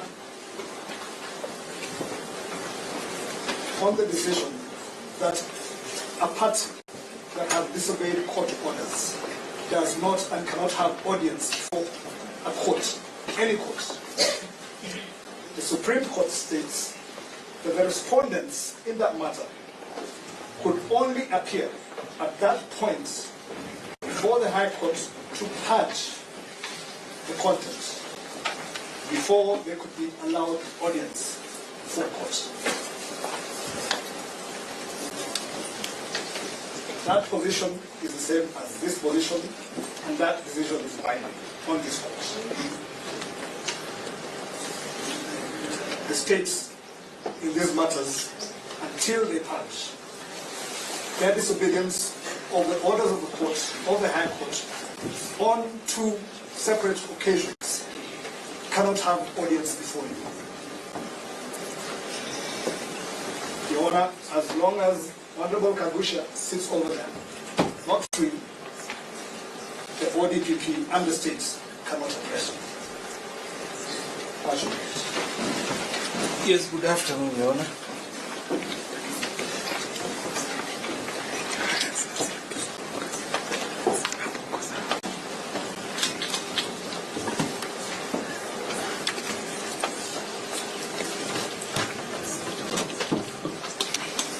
Good afternoon, Your Honor. I think the tension was too much in the courtroom when he walked in that your assistant inadvertently forgot to introduce the court. So maybe for the benefit of us who are taking that.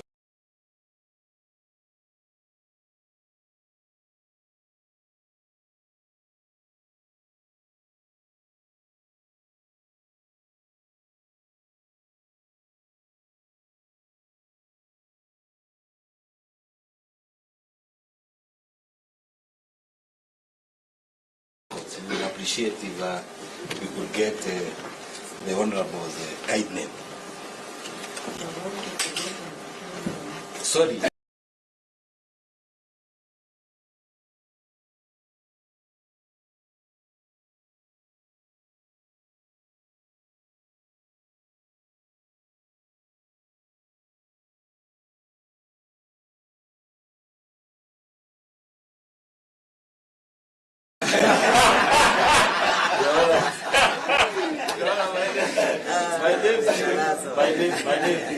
My name still remains Ishmael Gurenga. Gurenga, yes. With an apostrophe. Allowing to mean different things. So, Your Honor, I wish now to proceed. I have yet not recorded the court's name for the essay of Honorable Nyangena. Yes. Nyangena. pleasure, Your Honor. Your Honor, I wish to start the summing up our submissions by stating that it's an established principle in law that a dishonest party cannot qualify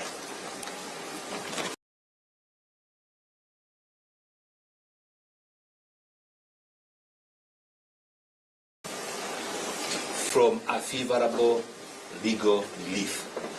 A dishonest party, as the IO, as the ODPP in this case have been, and by extension, the National Police Service cannot benefit or qualify from any favorable legal relief. And this is premised on two grounds about a court order. Your Honor, there are two established norms about how a court order is dealt with, and one of them is obey first principle. When you are served with a court order, the first thing you do is obey. The second one, Your Honor, is challenge lawfully through a review or an appeal.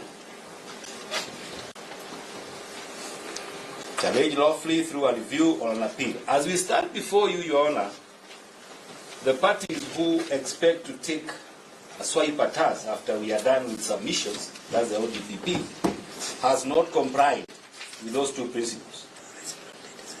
They have not responded to the petition. Their clients have not complied with the court orders. And I wish to draw this court's attention to an old precedent. It's a High Court of Kenya, Nairobi.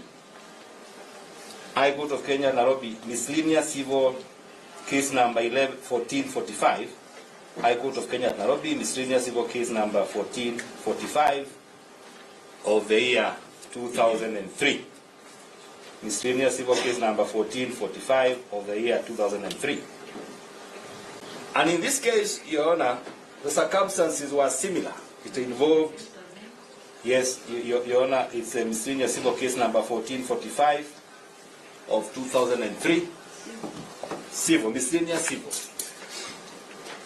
It involved the OCPD railways. I beg your pardon? The case number is 1445, 1445 of 2003. And in this case, the court quoted a Court of Appeal case number 278, Court of Appeal case number 278 of 1998, Civil Appeal number 278 of 1998. Yes. So the miscellaneous case, the court established now these two principles. You must obey first. And the wording of the first order served upon the OCS, Kaguchia, was to release the accused person forthwith. That was not obeyed. He is before you in cuffs.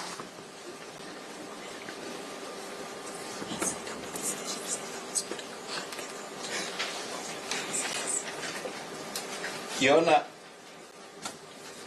that now takes us to that established Court of Appeal case.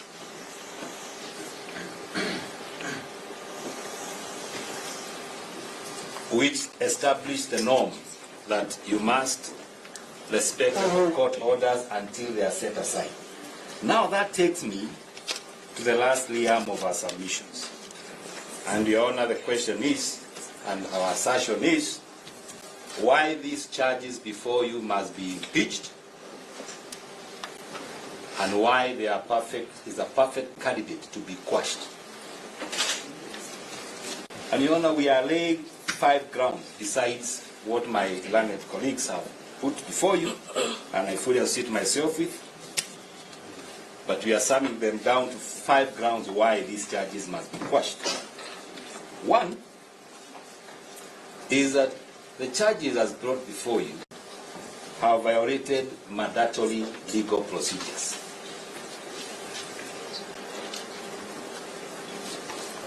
e.g. the reasons for detention and right to counsel. Your Honor, I will not belabor this, but this ground alone makes these charges fatal. The mistake is fatal. Number two,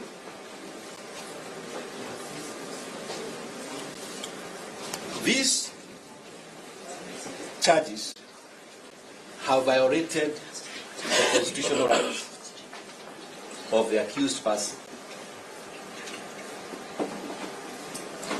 They have violated the constitutional rights of this person, the accused, and they have proceeded to bear all the hallmarks of a malicious prosecution.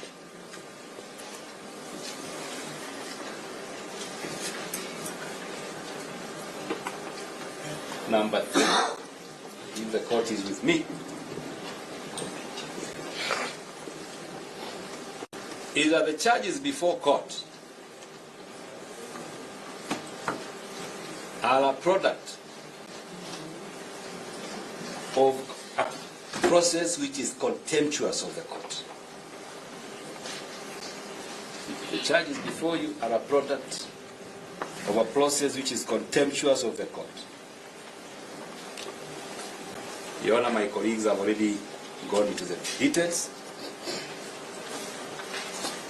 The other one, Your Honor, is that the charges before you,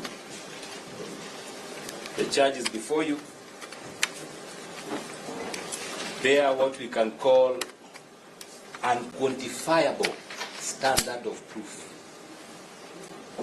The charges before you bear what you can call an unquantifiable standard of proof. And just maybe to make the court understand what we are trying to say on this, my learned friend, Mr. Degwajiru, has led out to court or had directed the court to draw its attention to the particulars of the offense. And what the court will appreciate, Your Honor, is that the language which the accused person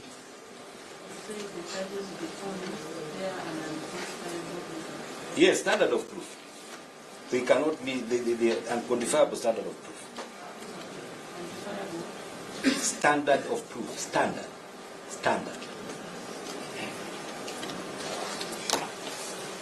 They cannot be the threshold of the criminal required standard of proof, which is on a beyond reasonable doubt. That's essentially what we are saying. For instance, your attention has been drawn to the charge, especially the particulars of the offense, which were allegedly stated in Kikuyu language. Your Honor, I also happen to have a benefit of this language. It's predominantly spoken by our brothers and sisters on a light note, currently trading as hyenas. And that is not for the record.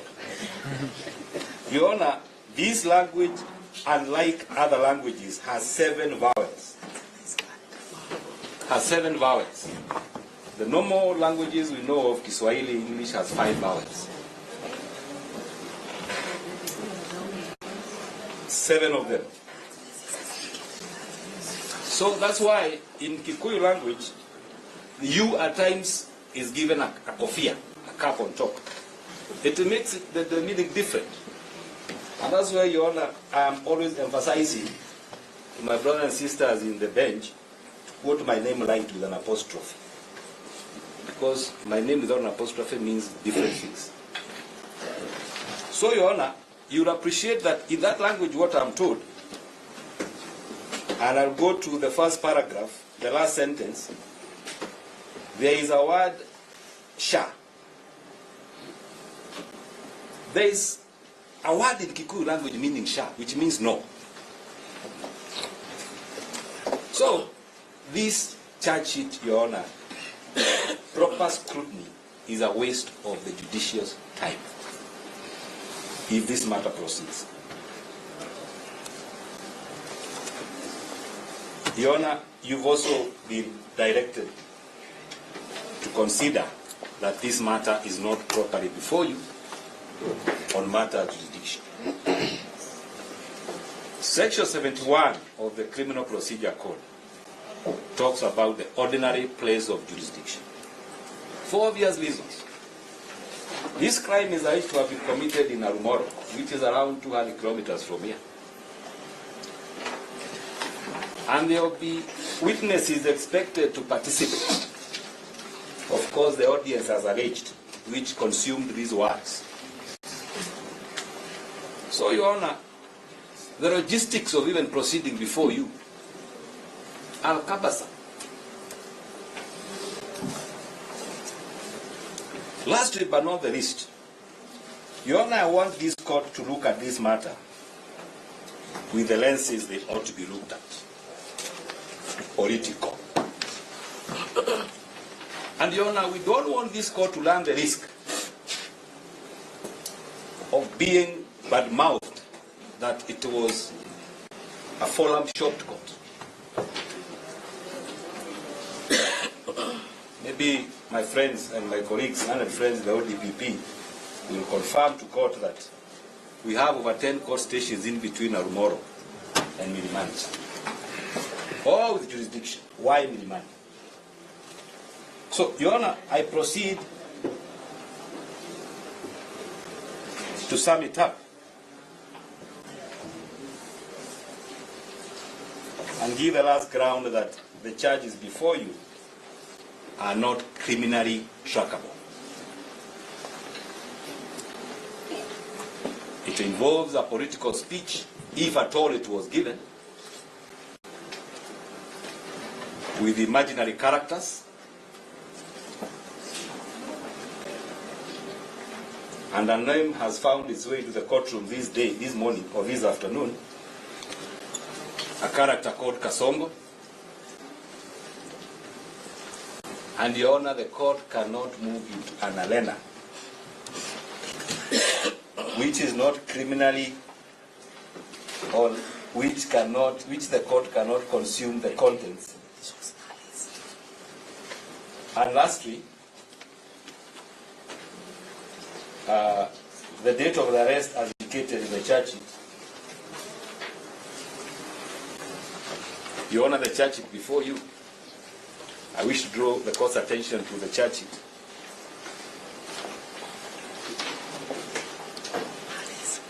It is the 3rd of August, the year 2025 of our own. And this is in harmony with something we call the Murphy's Law. What is meant to go wrong will go wrong. All those 50 men in 50 Subarus and my good friends the ODPP could not get sight of that. So the church is holding you on, even on those grounds alone. Even the last ground alone cannot stand. So, Your Honor, I beg to rest the submission there. Thank you for your patience. Thank you, Your Honor. I am pressure to allow other counsels to say something, but I think, including Sasha Omai here, but I think for the benefit of time, I think you've been very, very generous with the time. Your Honor, in conclusion, the accused is requesting you to dismiss the charge sheet before you because it does not disclose any offense under section 89(4) of CPC.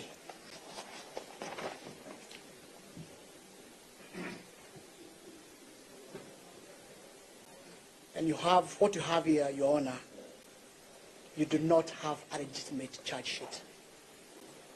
What you have here, Your Honor, is just drama, demonstration of abuse of power. You are now repeating what? Yes, Your Honor, I'm just closing, Your Honor. I'm just concluding. What you have here is not a charge sheet. It's purely an attempt by the state to breach the Bill of Rights, freedom of expression,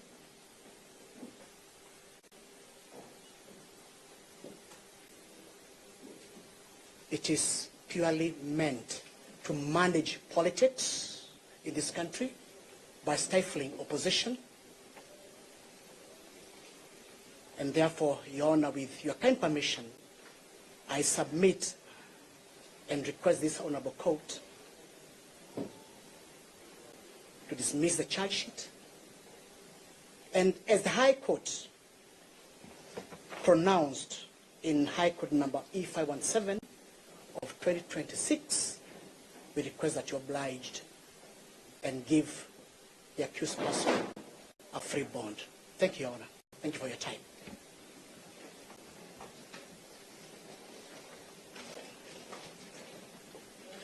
Your Honor, to a kind commission, it is clear that the DPP is in contempt of this proceeding. Your Honor, could you give us a ruling whether they will proceed or not? Yes. So that on the basis of that, Your Honor, we have a ground to go to the High Court. They have no audience in this court, Your Honor. Could you please rule whether they have or they don't have? So that, Your Honor, in the event they address this court, then, Your Honor, we need to proceed to the High Court. Yes, I think I do agree with my senior, Mr. Mahanzo, that that is a fundamental preliminary point. That yes, we can do that, Your Honor. Then Mr. Mahanzo can make that application and it can be traced. But Mr. Mahanzo, Your Honor, we are saying they have no audience before you. Yes, Mr. Mahanzo made that application, which I support.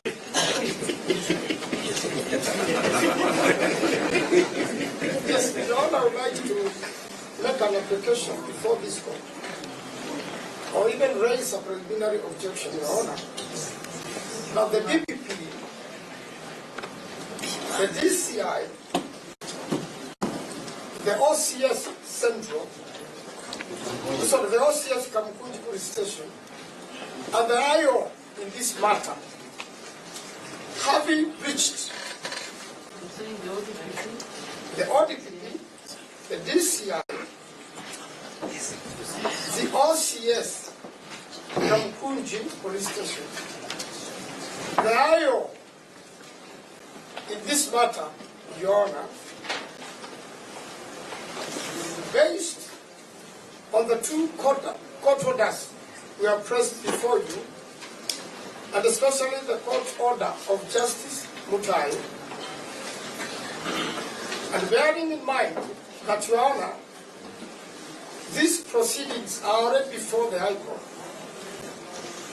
there is a petition, Your Honor, which is in the two court orders. Yes, Your Honor, let me sum it this way, that based on that, and based on the conduct of court, which they have not obeyed, and it continues to contend to run in this court, Your Honor. Up to now, the Honorable Kaguchia has not been released on free bond. Your Honor, to prove that they have no audience of this court in accordance with the laws already cited to you, and that, Your Honor, we proceed to the High Court to deal with this matter further then, because that is the court.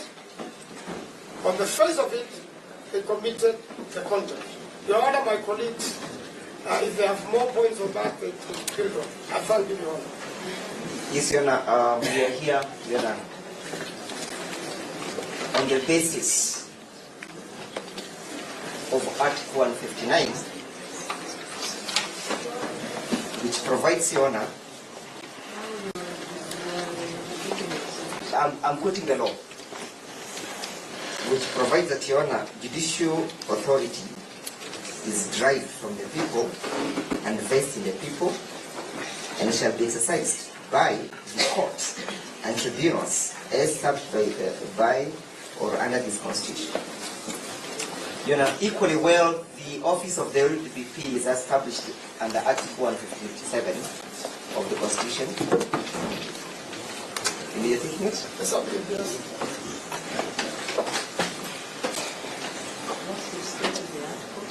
Yes, I did it. Yes, Your Honor, I indicated Article 159. That's correct, Your Honor.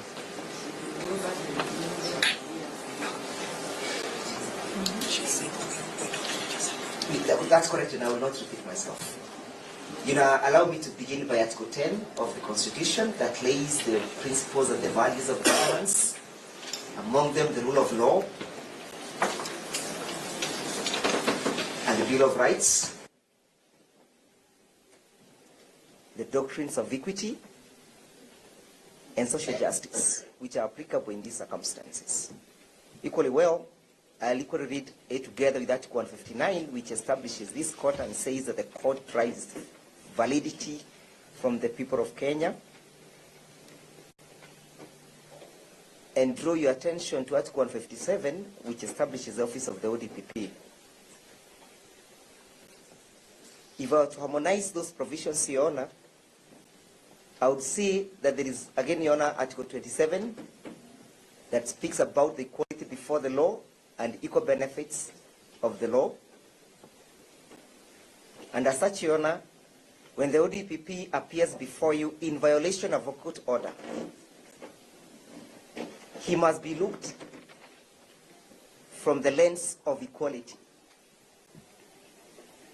That what is good for geese is equally good for gander. If he has no respect for the High Court, how can he purport to have respect for a subordinate court? He has not denied that there was disobedience of the court order. You saw, yes, the ODPP. You saw this morning, Your Honor, Honorable Kaguchia was escorted by the court orderlies from the court cells. I was present yesterday with my learned friend, Mr. Waduta, when we brought the attention of the OCS Kamukunji police station of the existence of these orders. He arrogantly said, Mr. Lagat, that this is not a hospital where you walk in and walk out. That's what he said. Today, Your Honor, at the police holding cells in the courts precincts, Mr. Waduta brought the attention of the orderlies, again, of the existence of these orders, and they again violated them. Our position, Your Honor, is that they have no audience before you unless they purge that contempt. And the only place and forum for purging that contempt, Your Honor, is in the High Court, not before you. Thank you. That's all.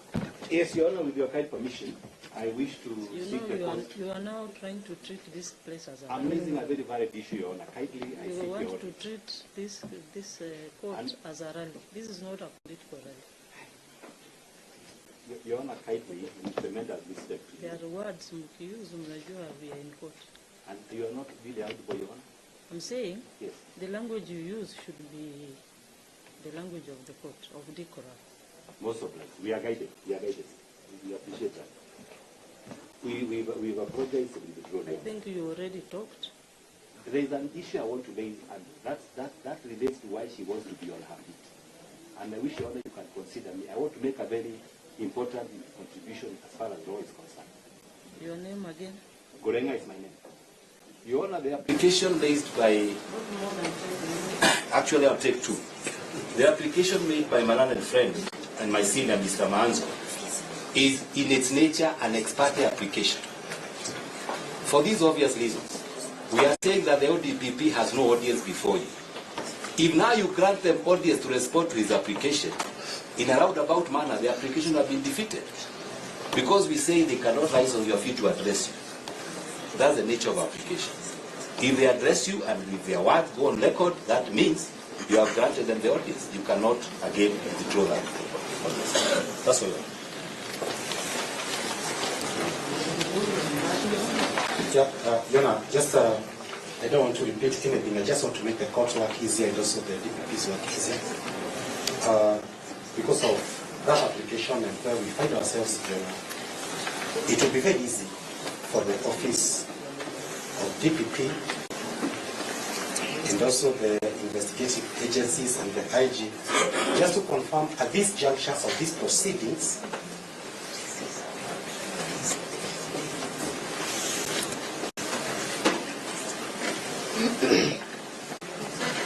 they have complied with the release order on free board, so that from now on we know Honorable Kaguchia is free, so that then we don't need to have a lot of back and forth, so that after the proceeding he's just walk out because he's free on free board.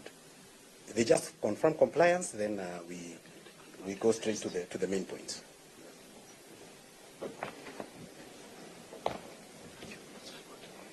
It's my position that the ODPP must have audience. I cannot condemn people unheard. Yeah, very well. I'm just asking if they can just confirm that they have complied, then as we don't have a bigger problem.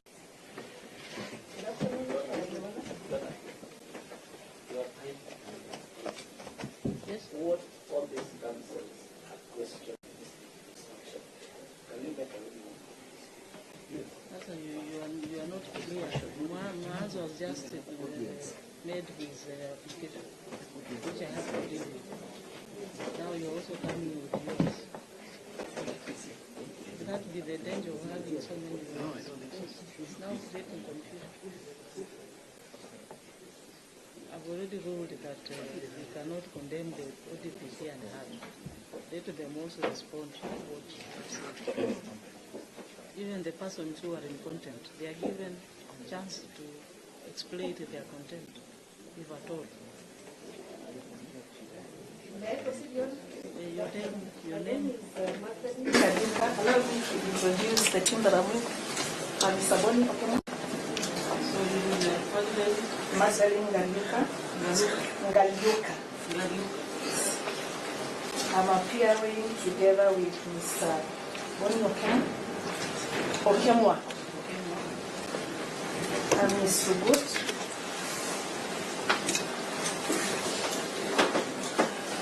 Ms. Oyagi, Mr. Murage, and Mr. Isiamu.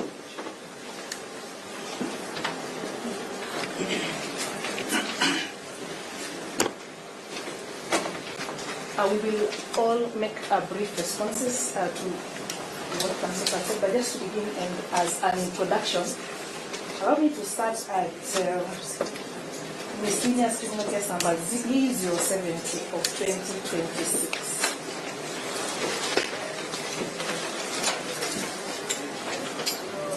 Where the DPP is named as one of the respondents. E070 of 2026. I would like to address the controversy. You're not for your guidance, or just to put the house in perspective. Is she responding to the whole submissions or the aspects of the ability to address you? Council. Because for me, I think we need to first of all jump that bridge of the ability to address you before purging the content, so that then we understand to what limit can they address you. In the absence of the compliance. I am exactly there. It emanates from these orders that we are now addressing. Am I getting it right, so Your Honor? Yeah, am I getting right that she's responding to her audience before you? Exclusively, because that's what we propose? It's free. It's free.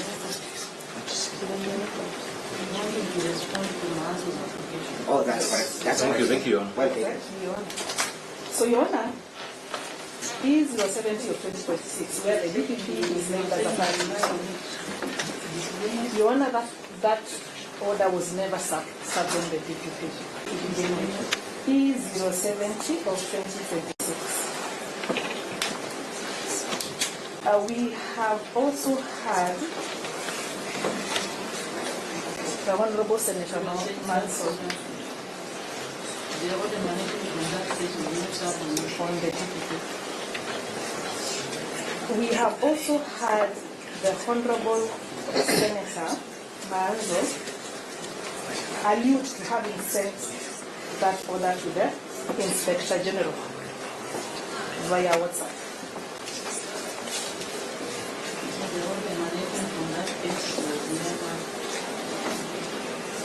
We may not be able to respond on our WhatsApp service on the Inspector General. Your Honor,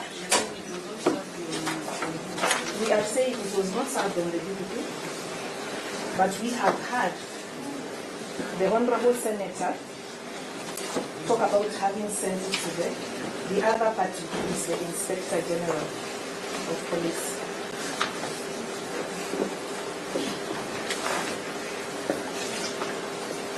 Your Honor, the next case is E517 of 2026. Miscellaneous. It's a petition, actually. In this petition, from what I can see, it is a High Court criminal petition E517 of 2021, from what I'm reading. E517 of 2026. From what I'm seeing, the respondent is the BCI Bondo office.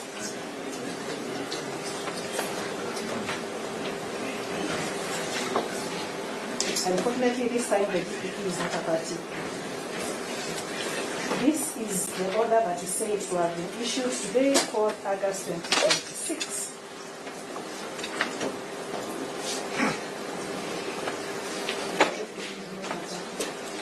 Nevertheless,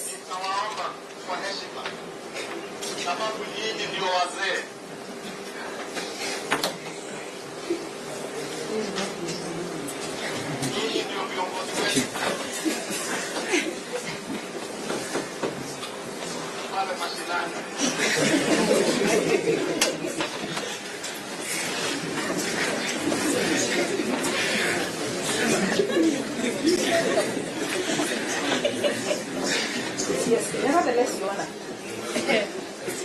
and in compliance with that order, the order in 517 of 2026, that order, yes, that order actually further is compelling the respondents to produce and arraign the petitioner before the nearest courts of competent jurisdiction.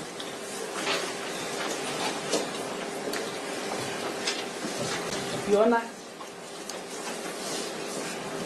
the DPP not having been a party has nevertheless appeared here today in compliance with this order.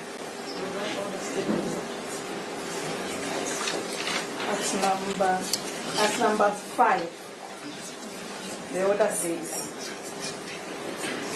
that pending inter-party hearing of the said motion, an order is hereby issued compelling the respondents to immediately produce and arraign the petitioner before the nearest court of competent jurisdiction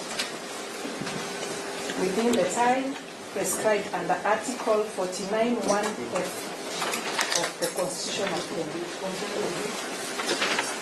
And the petitioner hearing is Honorable John Kaguchia.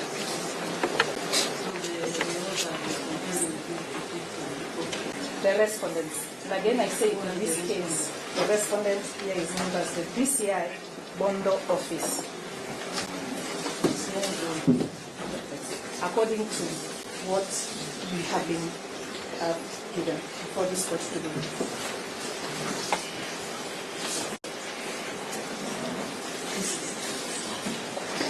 That said, my ladies, the petitioner has been arraigned before this court today. There is nothing stopping the DPP from this order from presenting a plea before this honorable court. And there is nothing stopping this court from proceeding to take plea.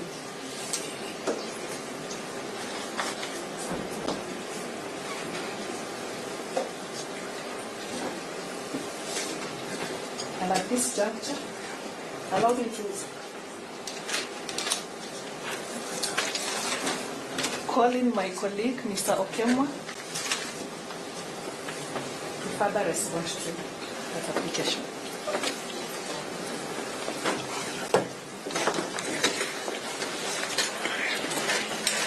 Good afternoon. My name is Okemwa.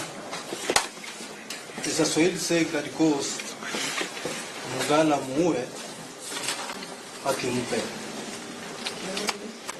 Okemwa. Why am I saying so? Honorable Manzo has alluded to the court that the DPP was served with court orders and it did not comply. For one to get such orders, there needs to be filing, issuance of the orders, service and execution of such orders. The key element that I'm trying to address the court on is on service. And it's very key for us to prove service. Was the Office of the Director of Public Prosecution served? The chorus is supposed to be no. I don't want to speak for the DCI. I don't want to speak for the Inspector General. Thank you. Thank you.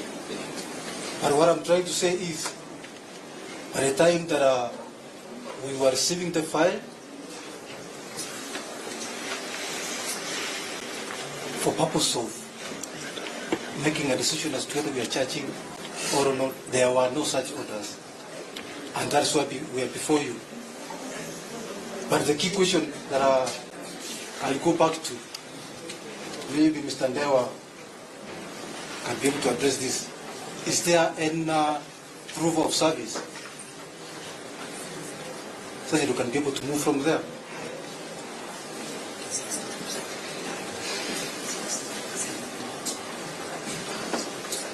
And again,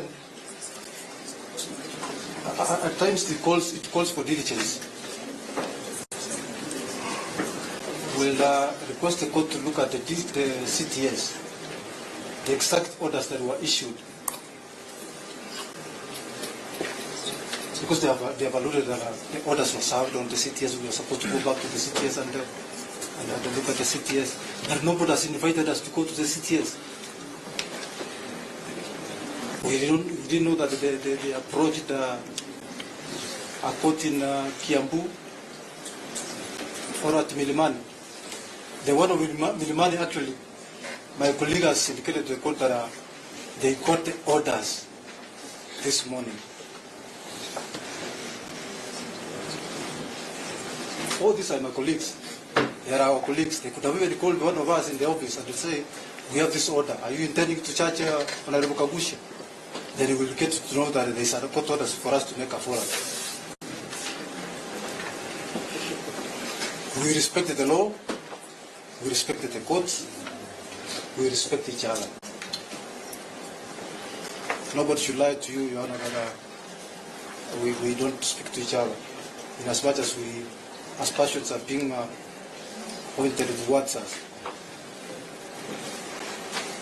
Ultimately, I indicated to the court that or as a clause, if there was proper service,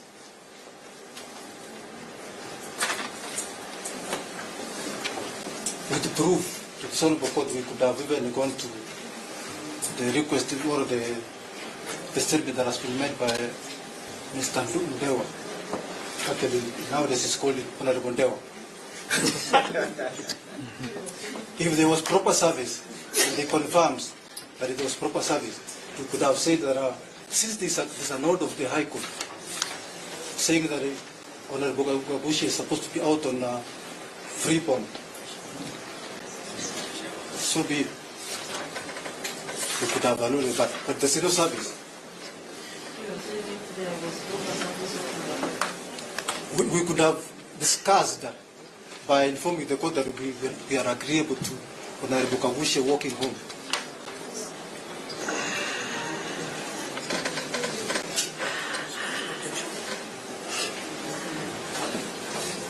Service leads to execution, and that service must be proper. That's all. Your Honor, a brief response to that? I'm not doing it. Your Honor, what is my name?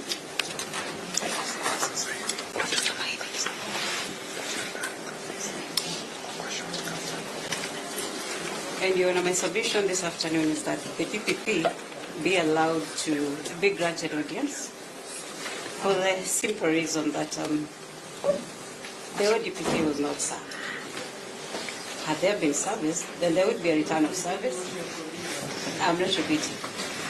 There should have been a return of service, and there should have been proof that actually service was done. Furthermore, Your Honor,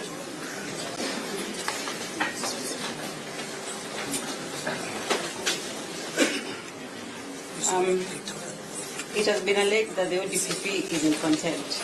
There are no contempt proceedings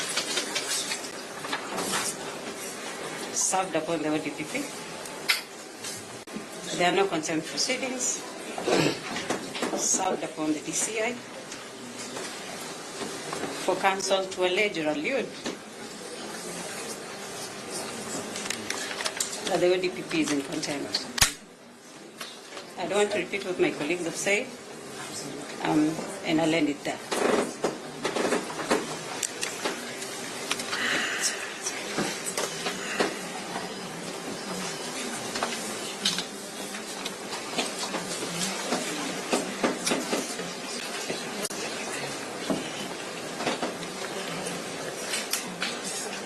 Your Honor, I believe we are done.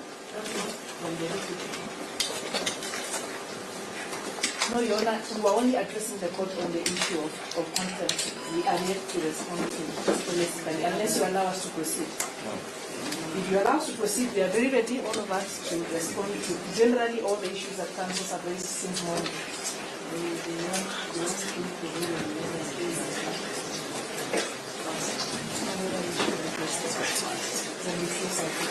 Yes. Your Honor, your kind permission. First and foremost, when I came in this morning and approached the DPP, Madam Galuka was holding the two orders with her, and that was more than 4 hours ago.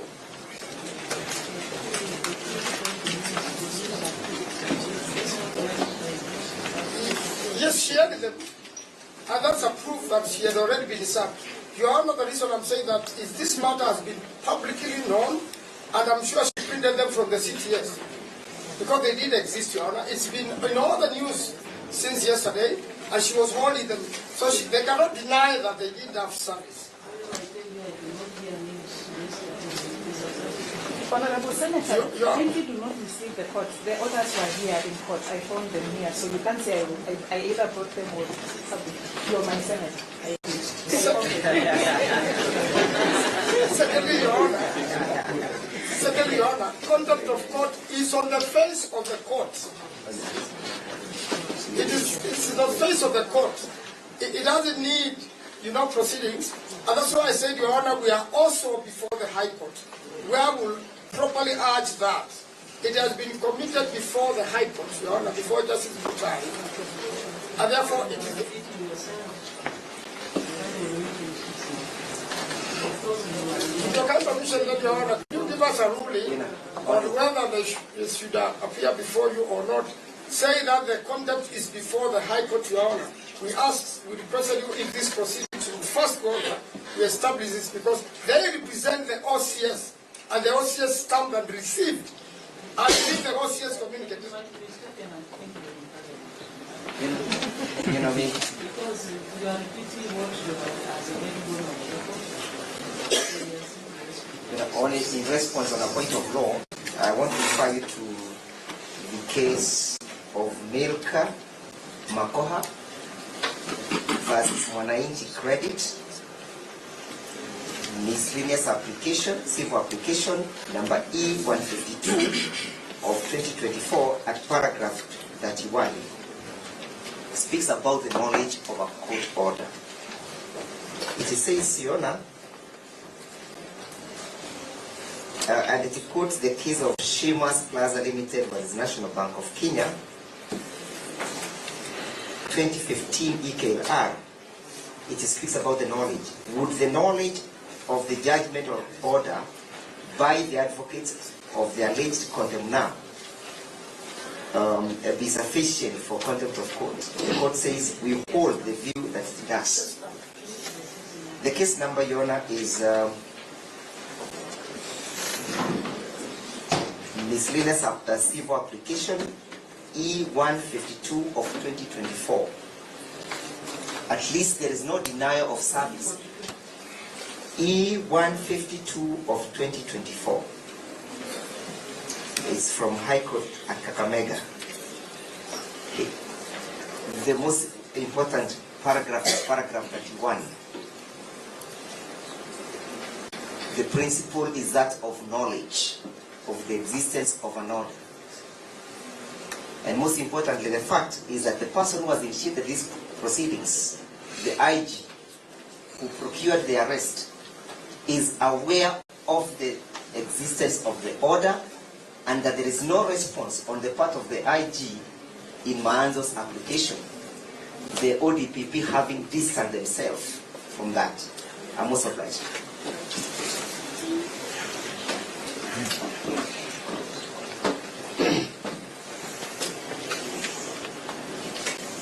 And just to be fair to the IG of police, he is represented by Mr. Kigera. I know he's present before this court, together with other officers who have had interaction with this court order.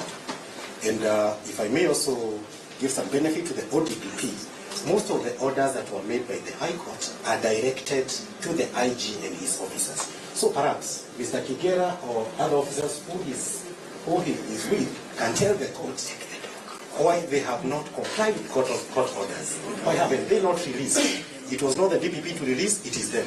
They are present in court. Let him release it now so that then we can proceed. He can come and explain why the order has not been complied with. Since yesterday, release on 100,000, they refuse money. Release cash, release free, they refuse. And let me come and sit here before the court, tell you, charge this person and take him to jail. Let them take the dog, let them explain what difficulties they have experienced to obey the court orders. Thank you. I think Your Honor, this time we are requesting that we respond to an issue of contempt as to why we have not been able to honor the order. Yes. I said the ODPP, I give them the benefit. Let them do their work of prosecuting, but the people who are arrested and detained are present before the court. Let them explain themselves. He said he's not representing DCI or IG, so let him not change his position.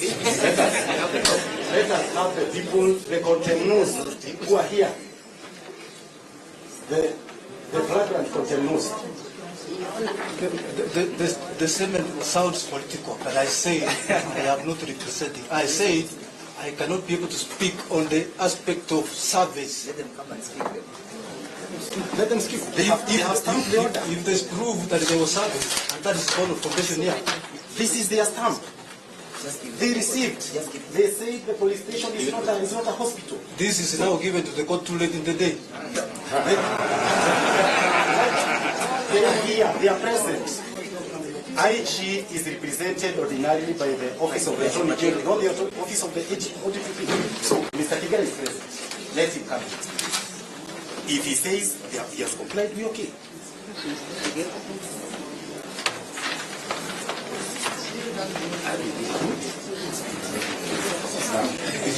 There is something I think we need to be very clear. The Korean has said they have charged him pursuant to a court order. So the same court order said release him on cash bail.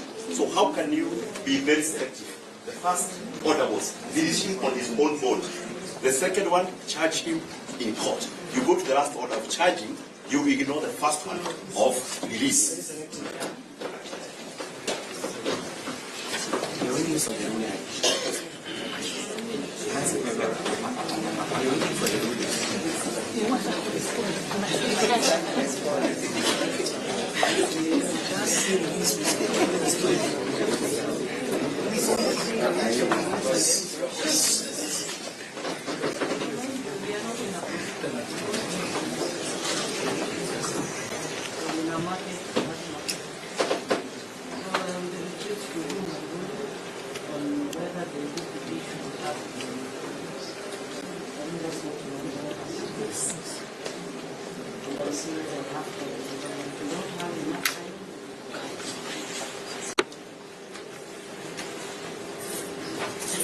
Your Honor, with your kind permission, maybe before you retire to do the ruling, is it possible for you to give directions that the accused person remains free? There's a note. There's a note. There's a note. Yes.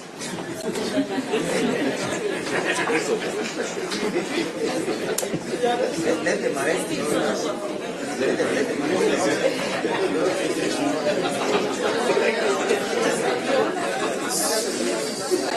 I thought that's about it on that side. Perhaps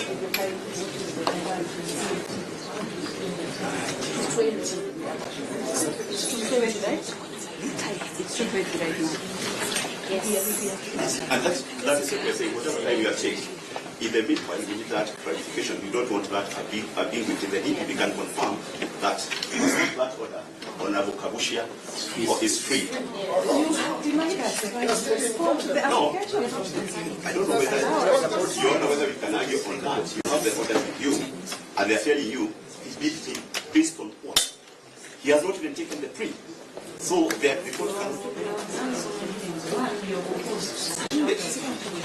Yes. Yes. Thank you. What about what we are saying is that there is a court order. It is exactly. But in the meanwhile, that's what we are saying. The DPP has the order.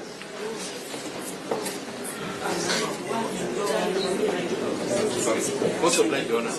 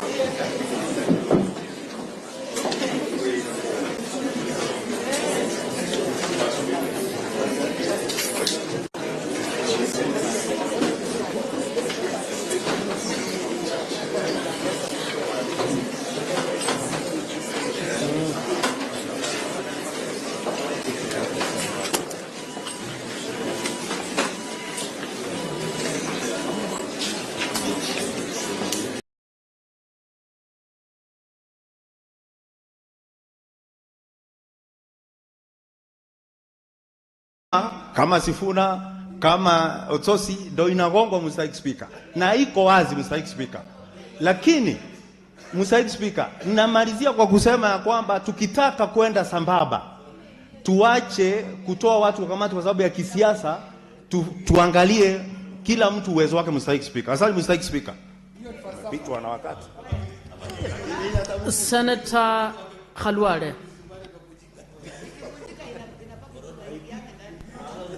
Thank you, Madam Speaker. Madam Speaker, we should ask ourselves whether we are simpletons or we are indeed distinguished senators. Mr. Speaker, to allow the leadership of this House to weaponize constitutional positions in Parliament, we are failing. It's okay if a political party or a coalition removes a whip or a deputy whip or whatever position of leadership, because that's a decision of a party. But on sitting on committees and doing parliamentary work, that we should not accept. Senator Osothi, Senator Sifuna, let me tell you, they are making it easy for you to scale up in your politics.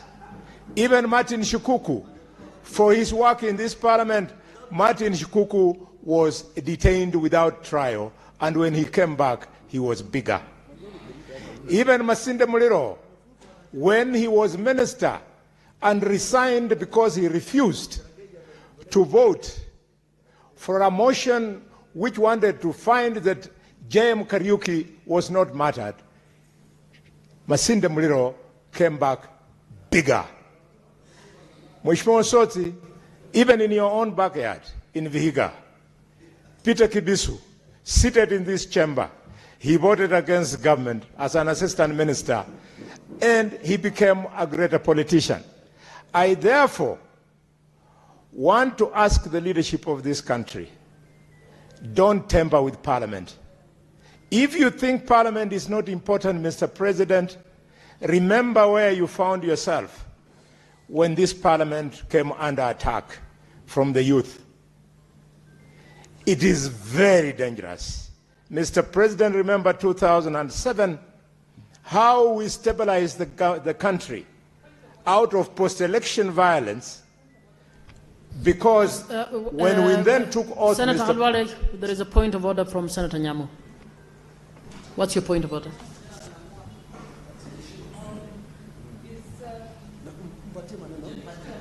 Give her the mic. Madam Speaker. No, let her explain herself, please.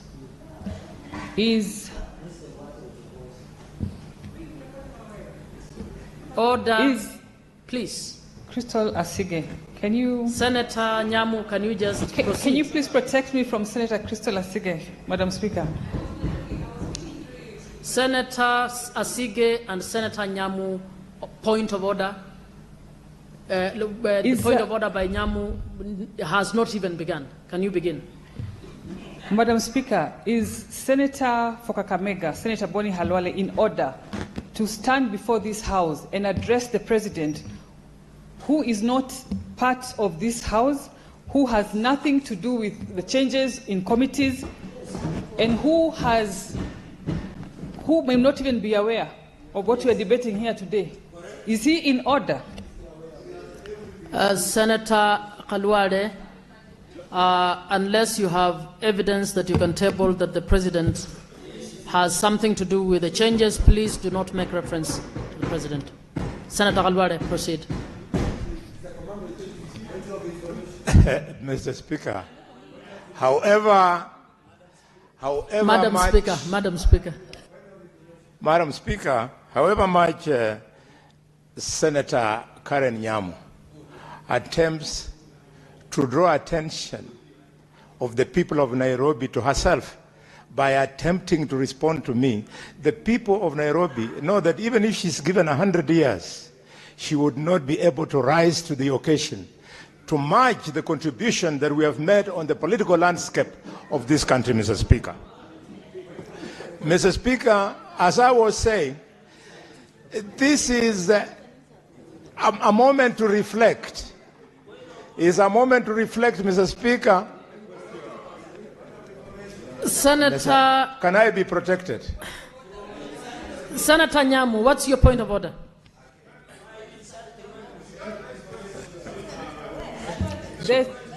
Madam Speaker has ruled. Madam Speaker has given me the mic. Madam Speaker, Boni Halwale is using this House to insult and intimidate women. And I want to know, and it is such a shame, he did that to Senator Tabitha another time. Today it is me. Address yourself to the issue that I have raised. Leave me alone with my people of Nairobi. They are not a subject. Okay, Senator Nyamu, I wish you would have raised that as a proper standing order asking him to He must withdraw what he withdraw. said. Senator Khalwade. Senator Nyamu, please sit down. Senator Khalwade, kindly desist from that line of argument that casts aspersion on the capability of any senator in here as you proceed. Thanks. Thank you, Madam Speaker. Madam Speaker, much respect to your guidance and much persuasion on the part of Karen Nyamu that I can't harm her in no way. But she cannot interrupt my flow of thought and expect to get away with it just like that. Mr. Speaker, Madam Speaker, I was saying that in 2007, when fighting was on, Speaker Marende allowed us to take oath as members of Parliament. And at around 11:45, after we had started taking oath, fighting went down because Parliament is important.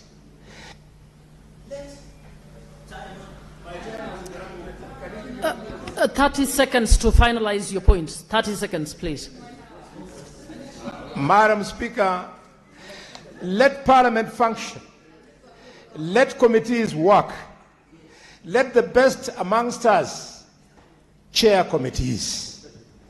If the problem of Edwin is about leadership and that he's supporting the opposition, if that is a crime, why is Wambua still in position and is also supporting the opposition?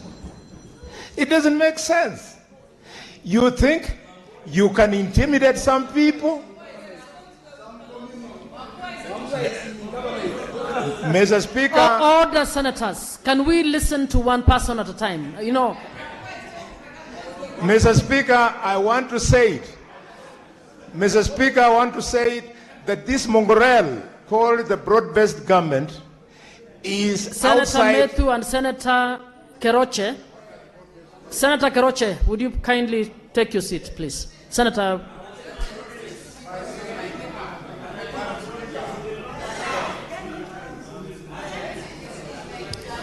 Senator Mogeni.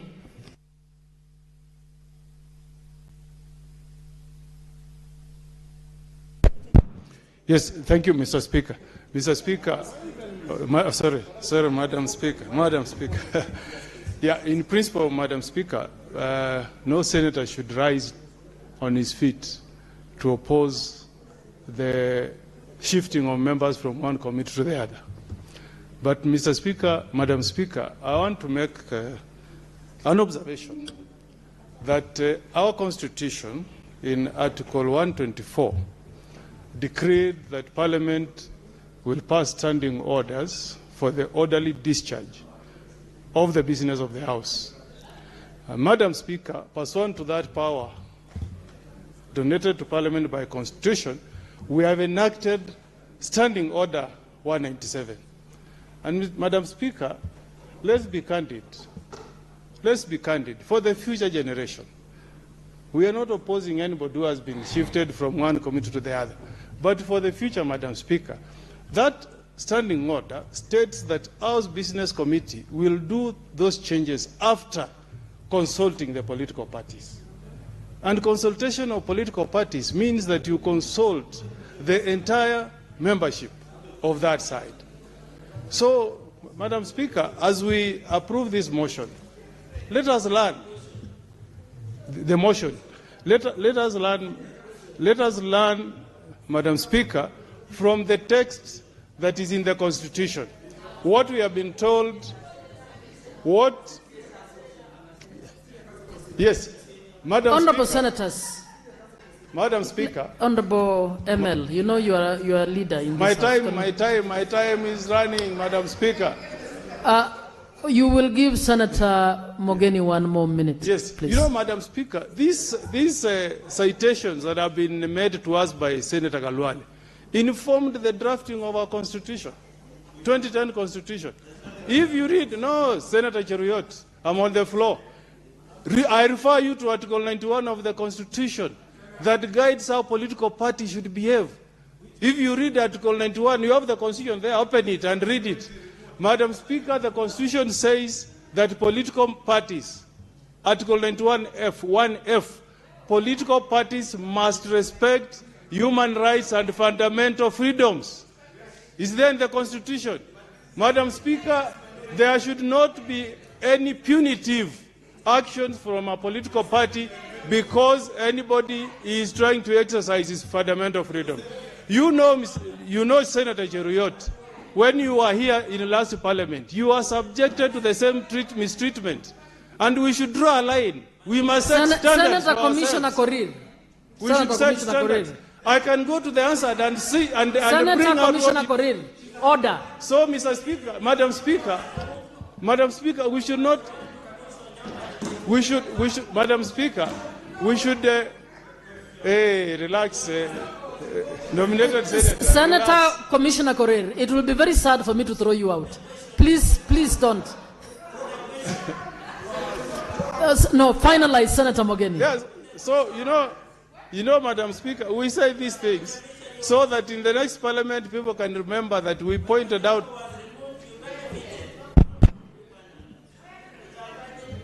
Now, Madam Speaker. Honorable Senators. Madam Speaker, I'm not Honorable Cherarke, order. I'm not able to be heard, Madam Speaker. Honorable Cherarke, order. Honorable Korir, Honorable Cherarke, please listen to the chair. You know, I think you're out of order. Senator Let's just hold on. Let's respect the chair. Senator, let's listen. I'm willing to sit and give all of you a chance to speak, if that is what you want. So if you want to speak simultaneously, I will sit until all of you speak. Senator Mundigi, I will throw you out. Don't repeat that. Please don't dare me. Order, senators. Senator Mogeni, you can finalize in your last minute. Yes, Senator, Madam Speaker, you know, I've never engaged Senator Mundigi. So I will not respond to him because I think you were advised by majority leader to respond to a lady who released something on WhatsApp. I'm not that lady, Senator Mundigi. So the point I'm making, no, you know, he's confusing me with that lady. I'm not that lady. So respond to the lady, Senator Mundigi. So, Madam Senator Mogeni, either you are presenting or you are exchanging without. So, Madam Speaker, the point I'm making, Madam Speaker. Senator Mondegi, I'm calling you out of order because you are just shouting. I will not respect that. Don't expect me to respect you when you are not respecting the House. Please, order. Order, Senator Mondegi. Senator Mondegi.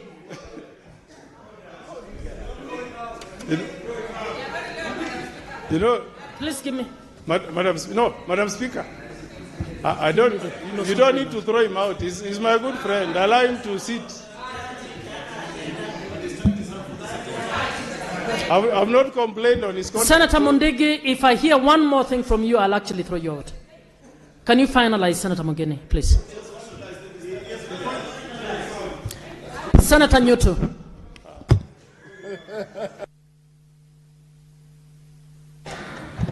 Thank you, Madam Speaker. I also want to say something about this particular motion that has been moved by the majority leader on behalf of the minority leader. Madam Speaker, members of the public do watch the proceedings of this House. They follow what we do, Madam Speaker. The essence of placing any senator into any committee is to do parliamentary business and not to reward them or punish them because of their political stand. So, Madam Speaker, what has been happening in this House is that none of that of the objects of placing members to committees has been followed, Madam Speaker. And I say this not to complain about anything, but Madam Speaker, at the beginning of last year, there was a reorganization in quotes of the committees in this House, and especially from this side of the majority, Madam Speaker. And Kenyans watched. And Madam Speaker, no one can convince Kenyans that the only people that you needed, majority leader here, needed to reorganize were people from a particular region in this country. And as I say that, Madam Speaker, with facts. Senator Majority Leader, what's your point of order? Please freeze my time, Madam Speaker. I want to advise Senator Nyutu to first be calm about this, because this is about committees. Unfortunately, this is committees on the minority side. Senator Majority, go to the point of order, please. Yeah. Madam Speaker, surely I am being harassed by a heckler in the House. You are not protecting me. You are pushing me. Yes, because somebody is heckling at me while I'm trying to make my point. Senator Majority, you stood on a point of order. Yes. Can you prosecute that first, and I will defend you. But that's what I'm doing, Madam Speaker. Yes. That understanding order number 105. Yeah. Is it in order for Senator Nyutu to purport that I'm the one making these changes? These are changes in the minority side. They have nothing to do with the majority side that I lead. I only did the motion because the minority leader is not in the House. Senator Nyutu, to the extent that you are attributing these changes to majority leader, you need to withdraw that. Madam Speaker, I have a lot of respect for the majority leader, and he is a very smart brain. I did not at any time, at any moment in my presentation, say that he is the one that has brought this. I said, and I'm unanswered, that he presented this particular motion on behalf of the minority leader. I said that. But I was referring to what has been there in this particular House, Madam Speaker, and I was very clear. And I was saying that when there was that purge last year, baptized reorganization of committees, Madam Speaker, and because it happened, it is there in the Hansard. Madam Speaker, I was removed as chair of Education Committee. Senator Karungo was removed as chair of Roads. Senator Medu was removed as chair of Lands. Senator Murango was removed as chair of Agriculture, Madam Speaker. All of us come from one region in this country. Madam Speaker, Senator Mandago remained in his Committee of Health. Senator Chesang remained in his Committee of ICT. Senator Murgo remained in his Committee of Labor. The late Senator, let me not mention that our departed colleague. Madam Speaker, do watch. And Madam Speaker, you cannot, the majority leader cannot convince this House that the only people that needed to be reorganized in committees were people from a particular region, Madam Speaker. So we are saying it is a high time we stopped playing politics with the posting of members to committees, Madam Speaker. When you look at what is happening, there is no other reason why Senator Ososi was removed from that committee. I'm talking about the whole House, from CP committee, Madam Speaker, apart from politics. So we are saying, Kenyans, watch what happened here. And it is actually a shame that we reward people and punish. Senator Wambua.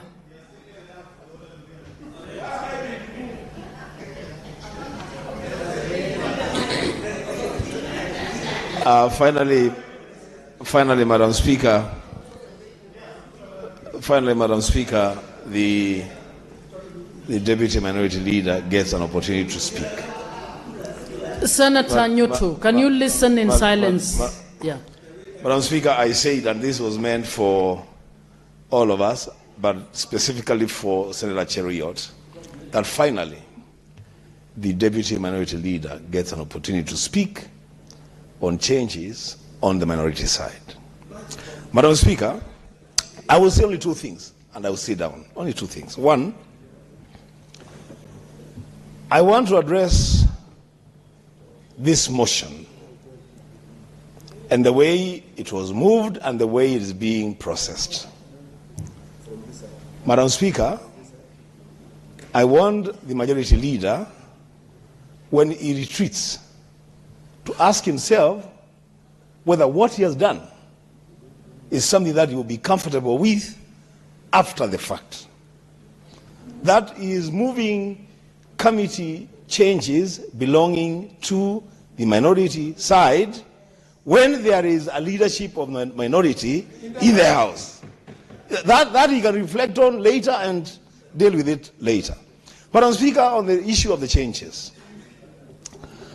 Madam Speaker, let us commit ourselves as senators, because we still have some time to do work in the Senate before the next election, that the movement of members from one committee to the other must be done always on a need-to-do basis.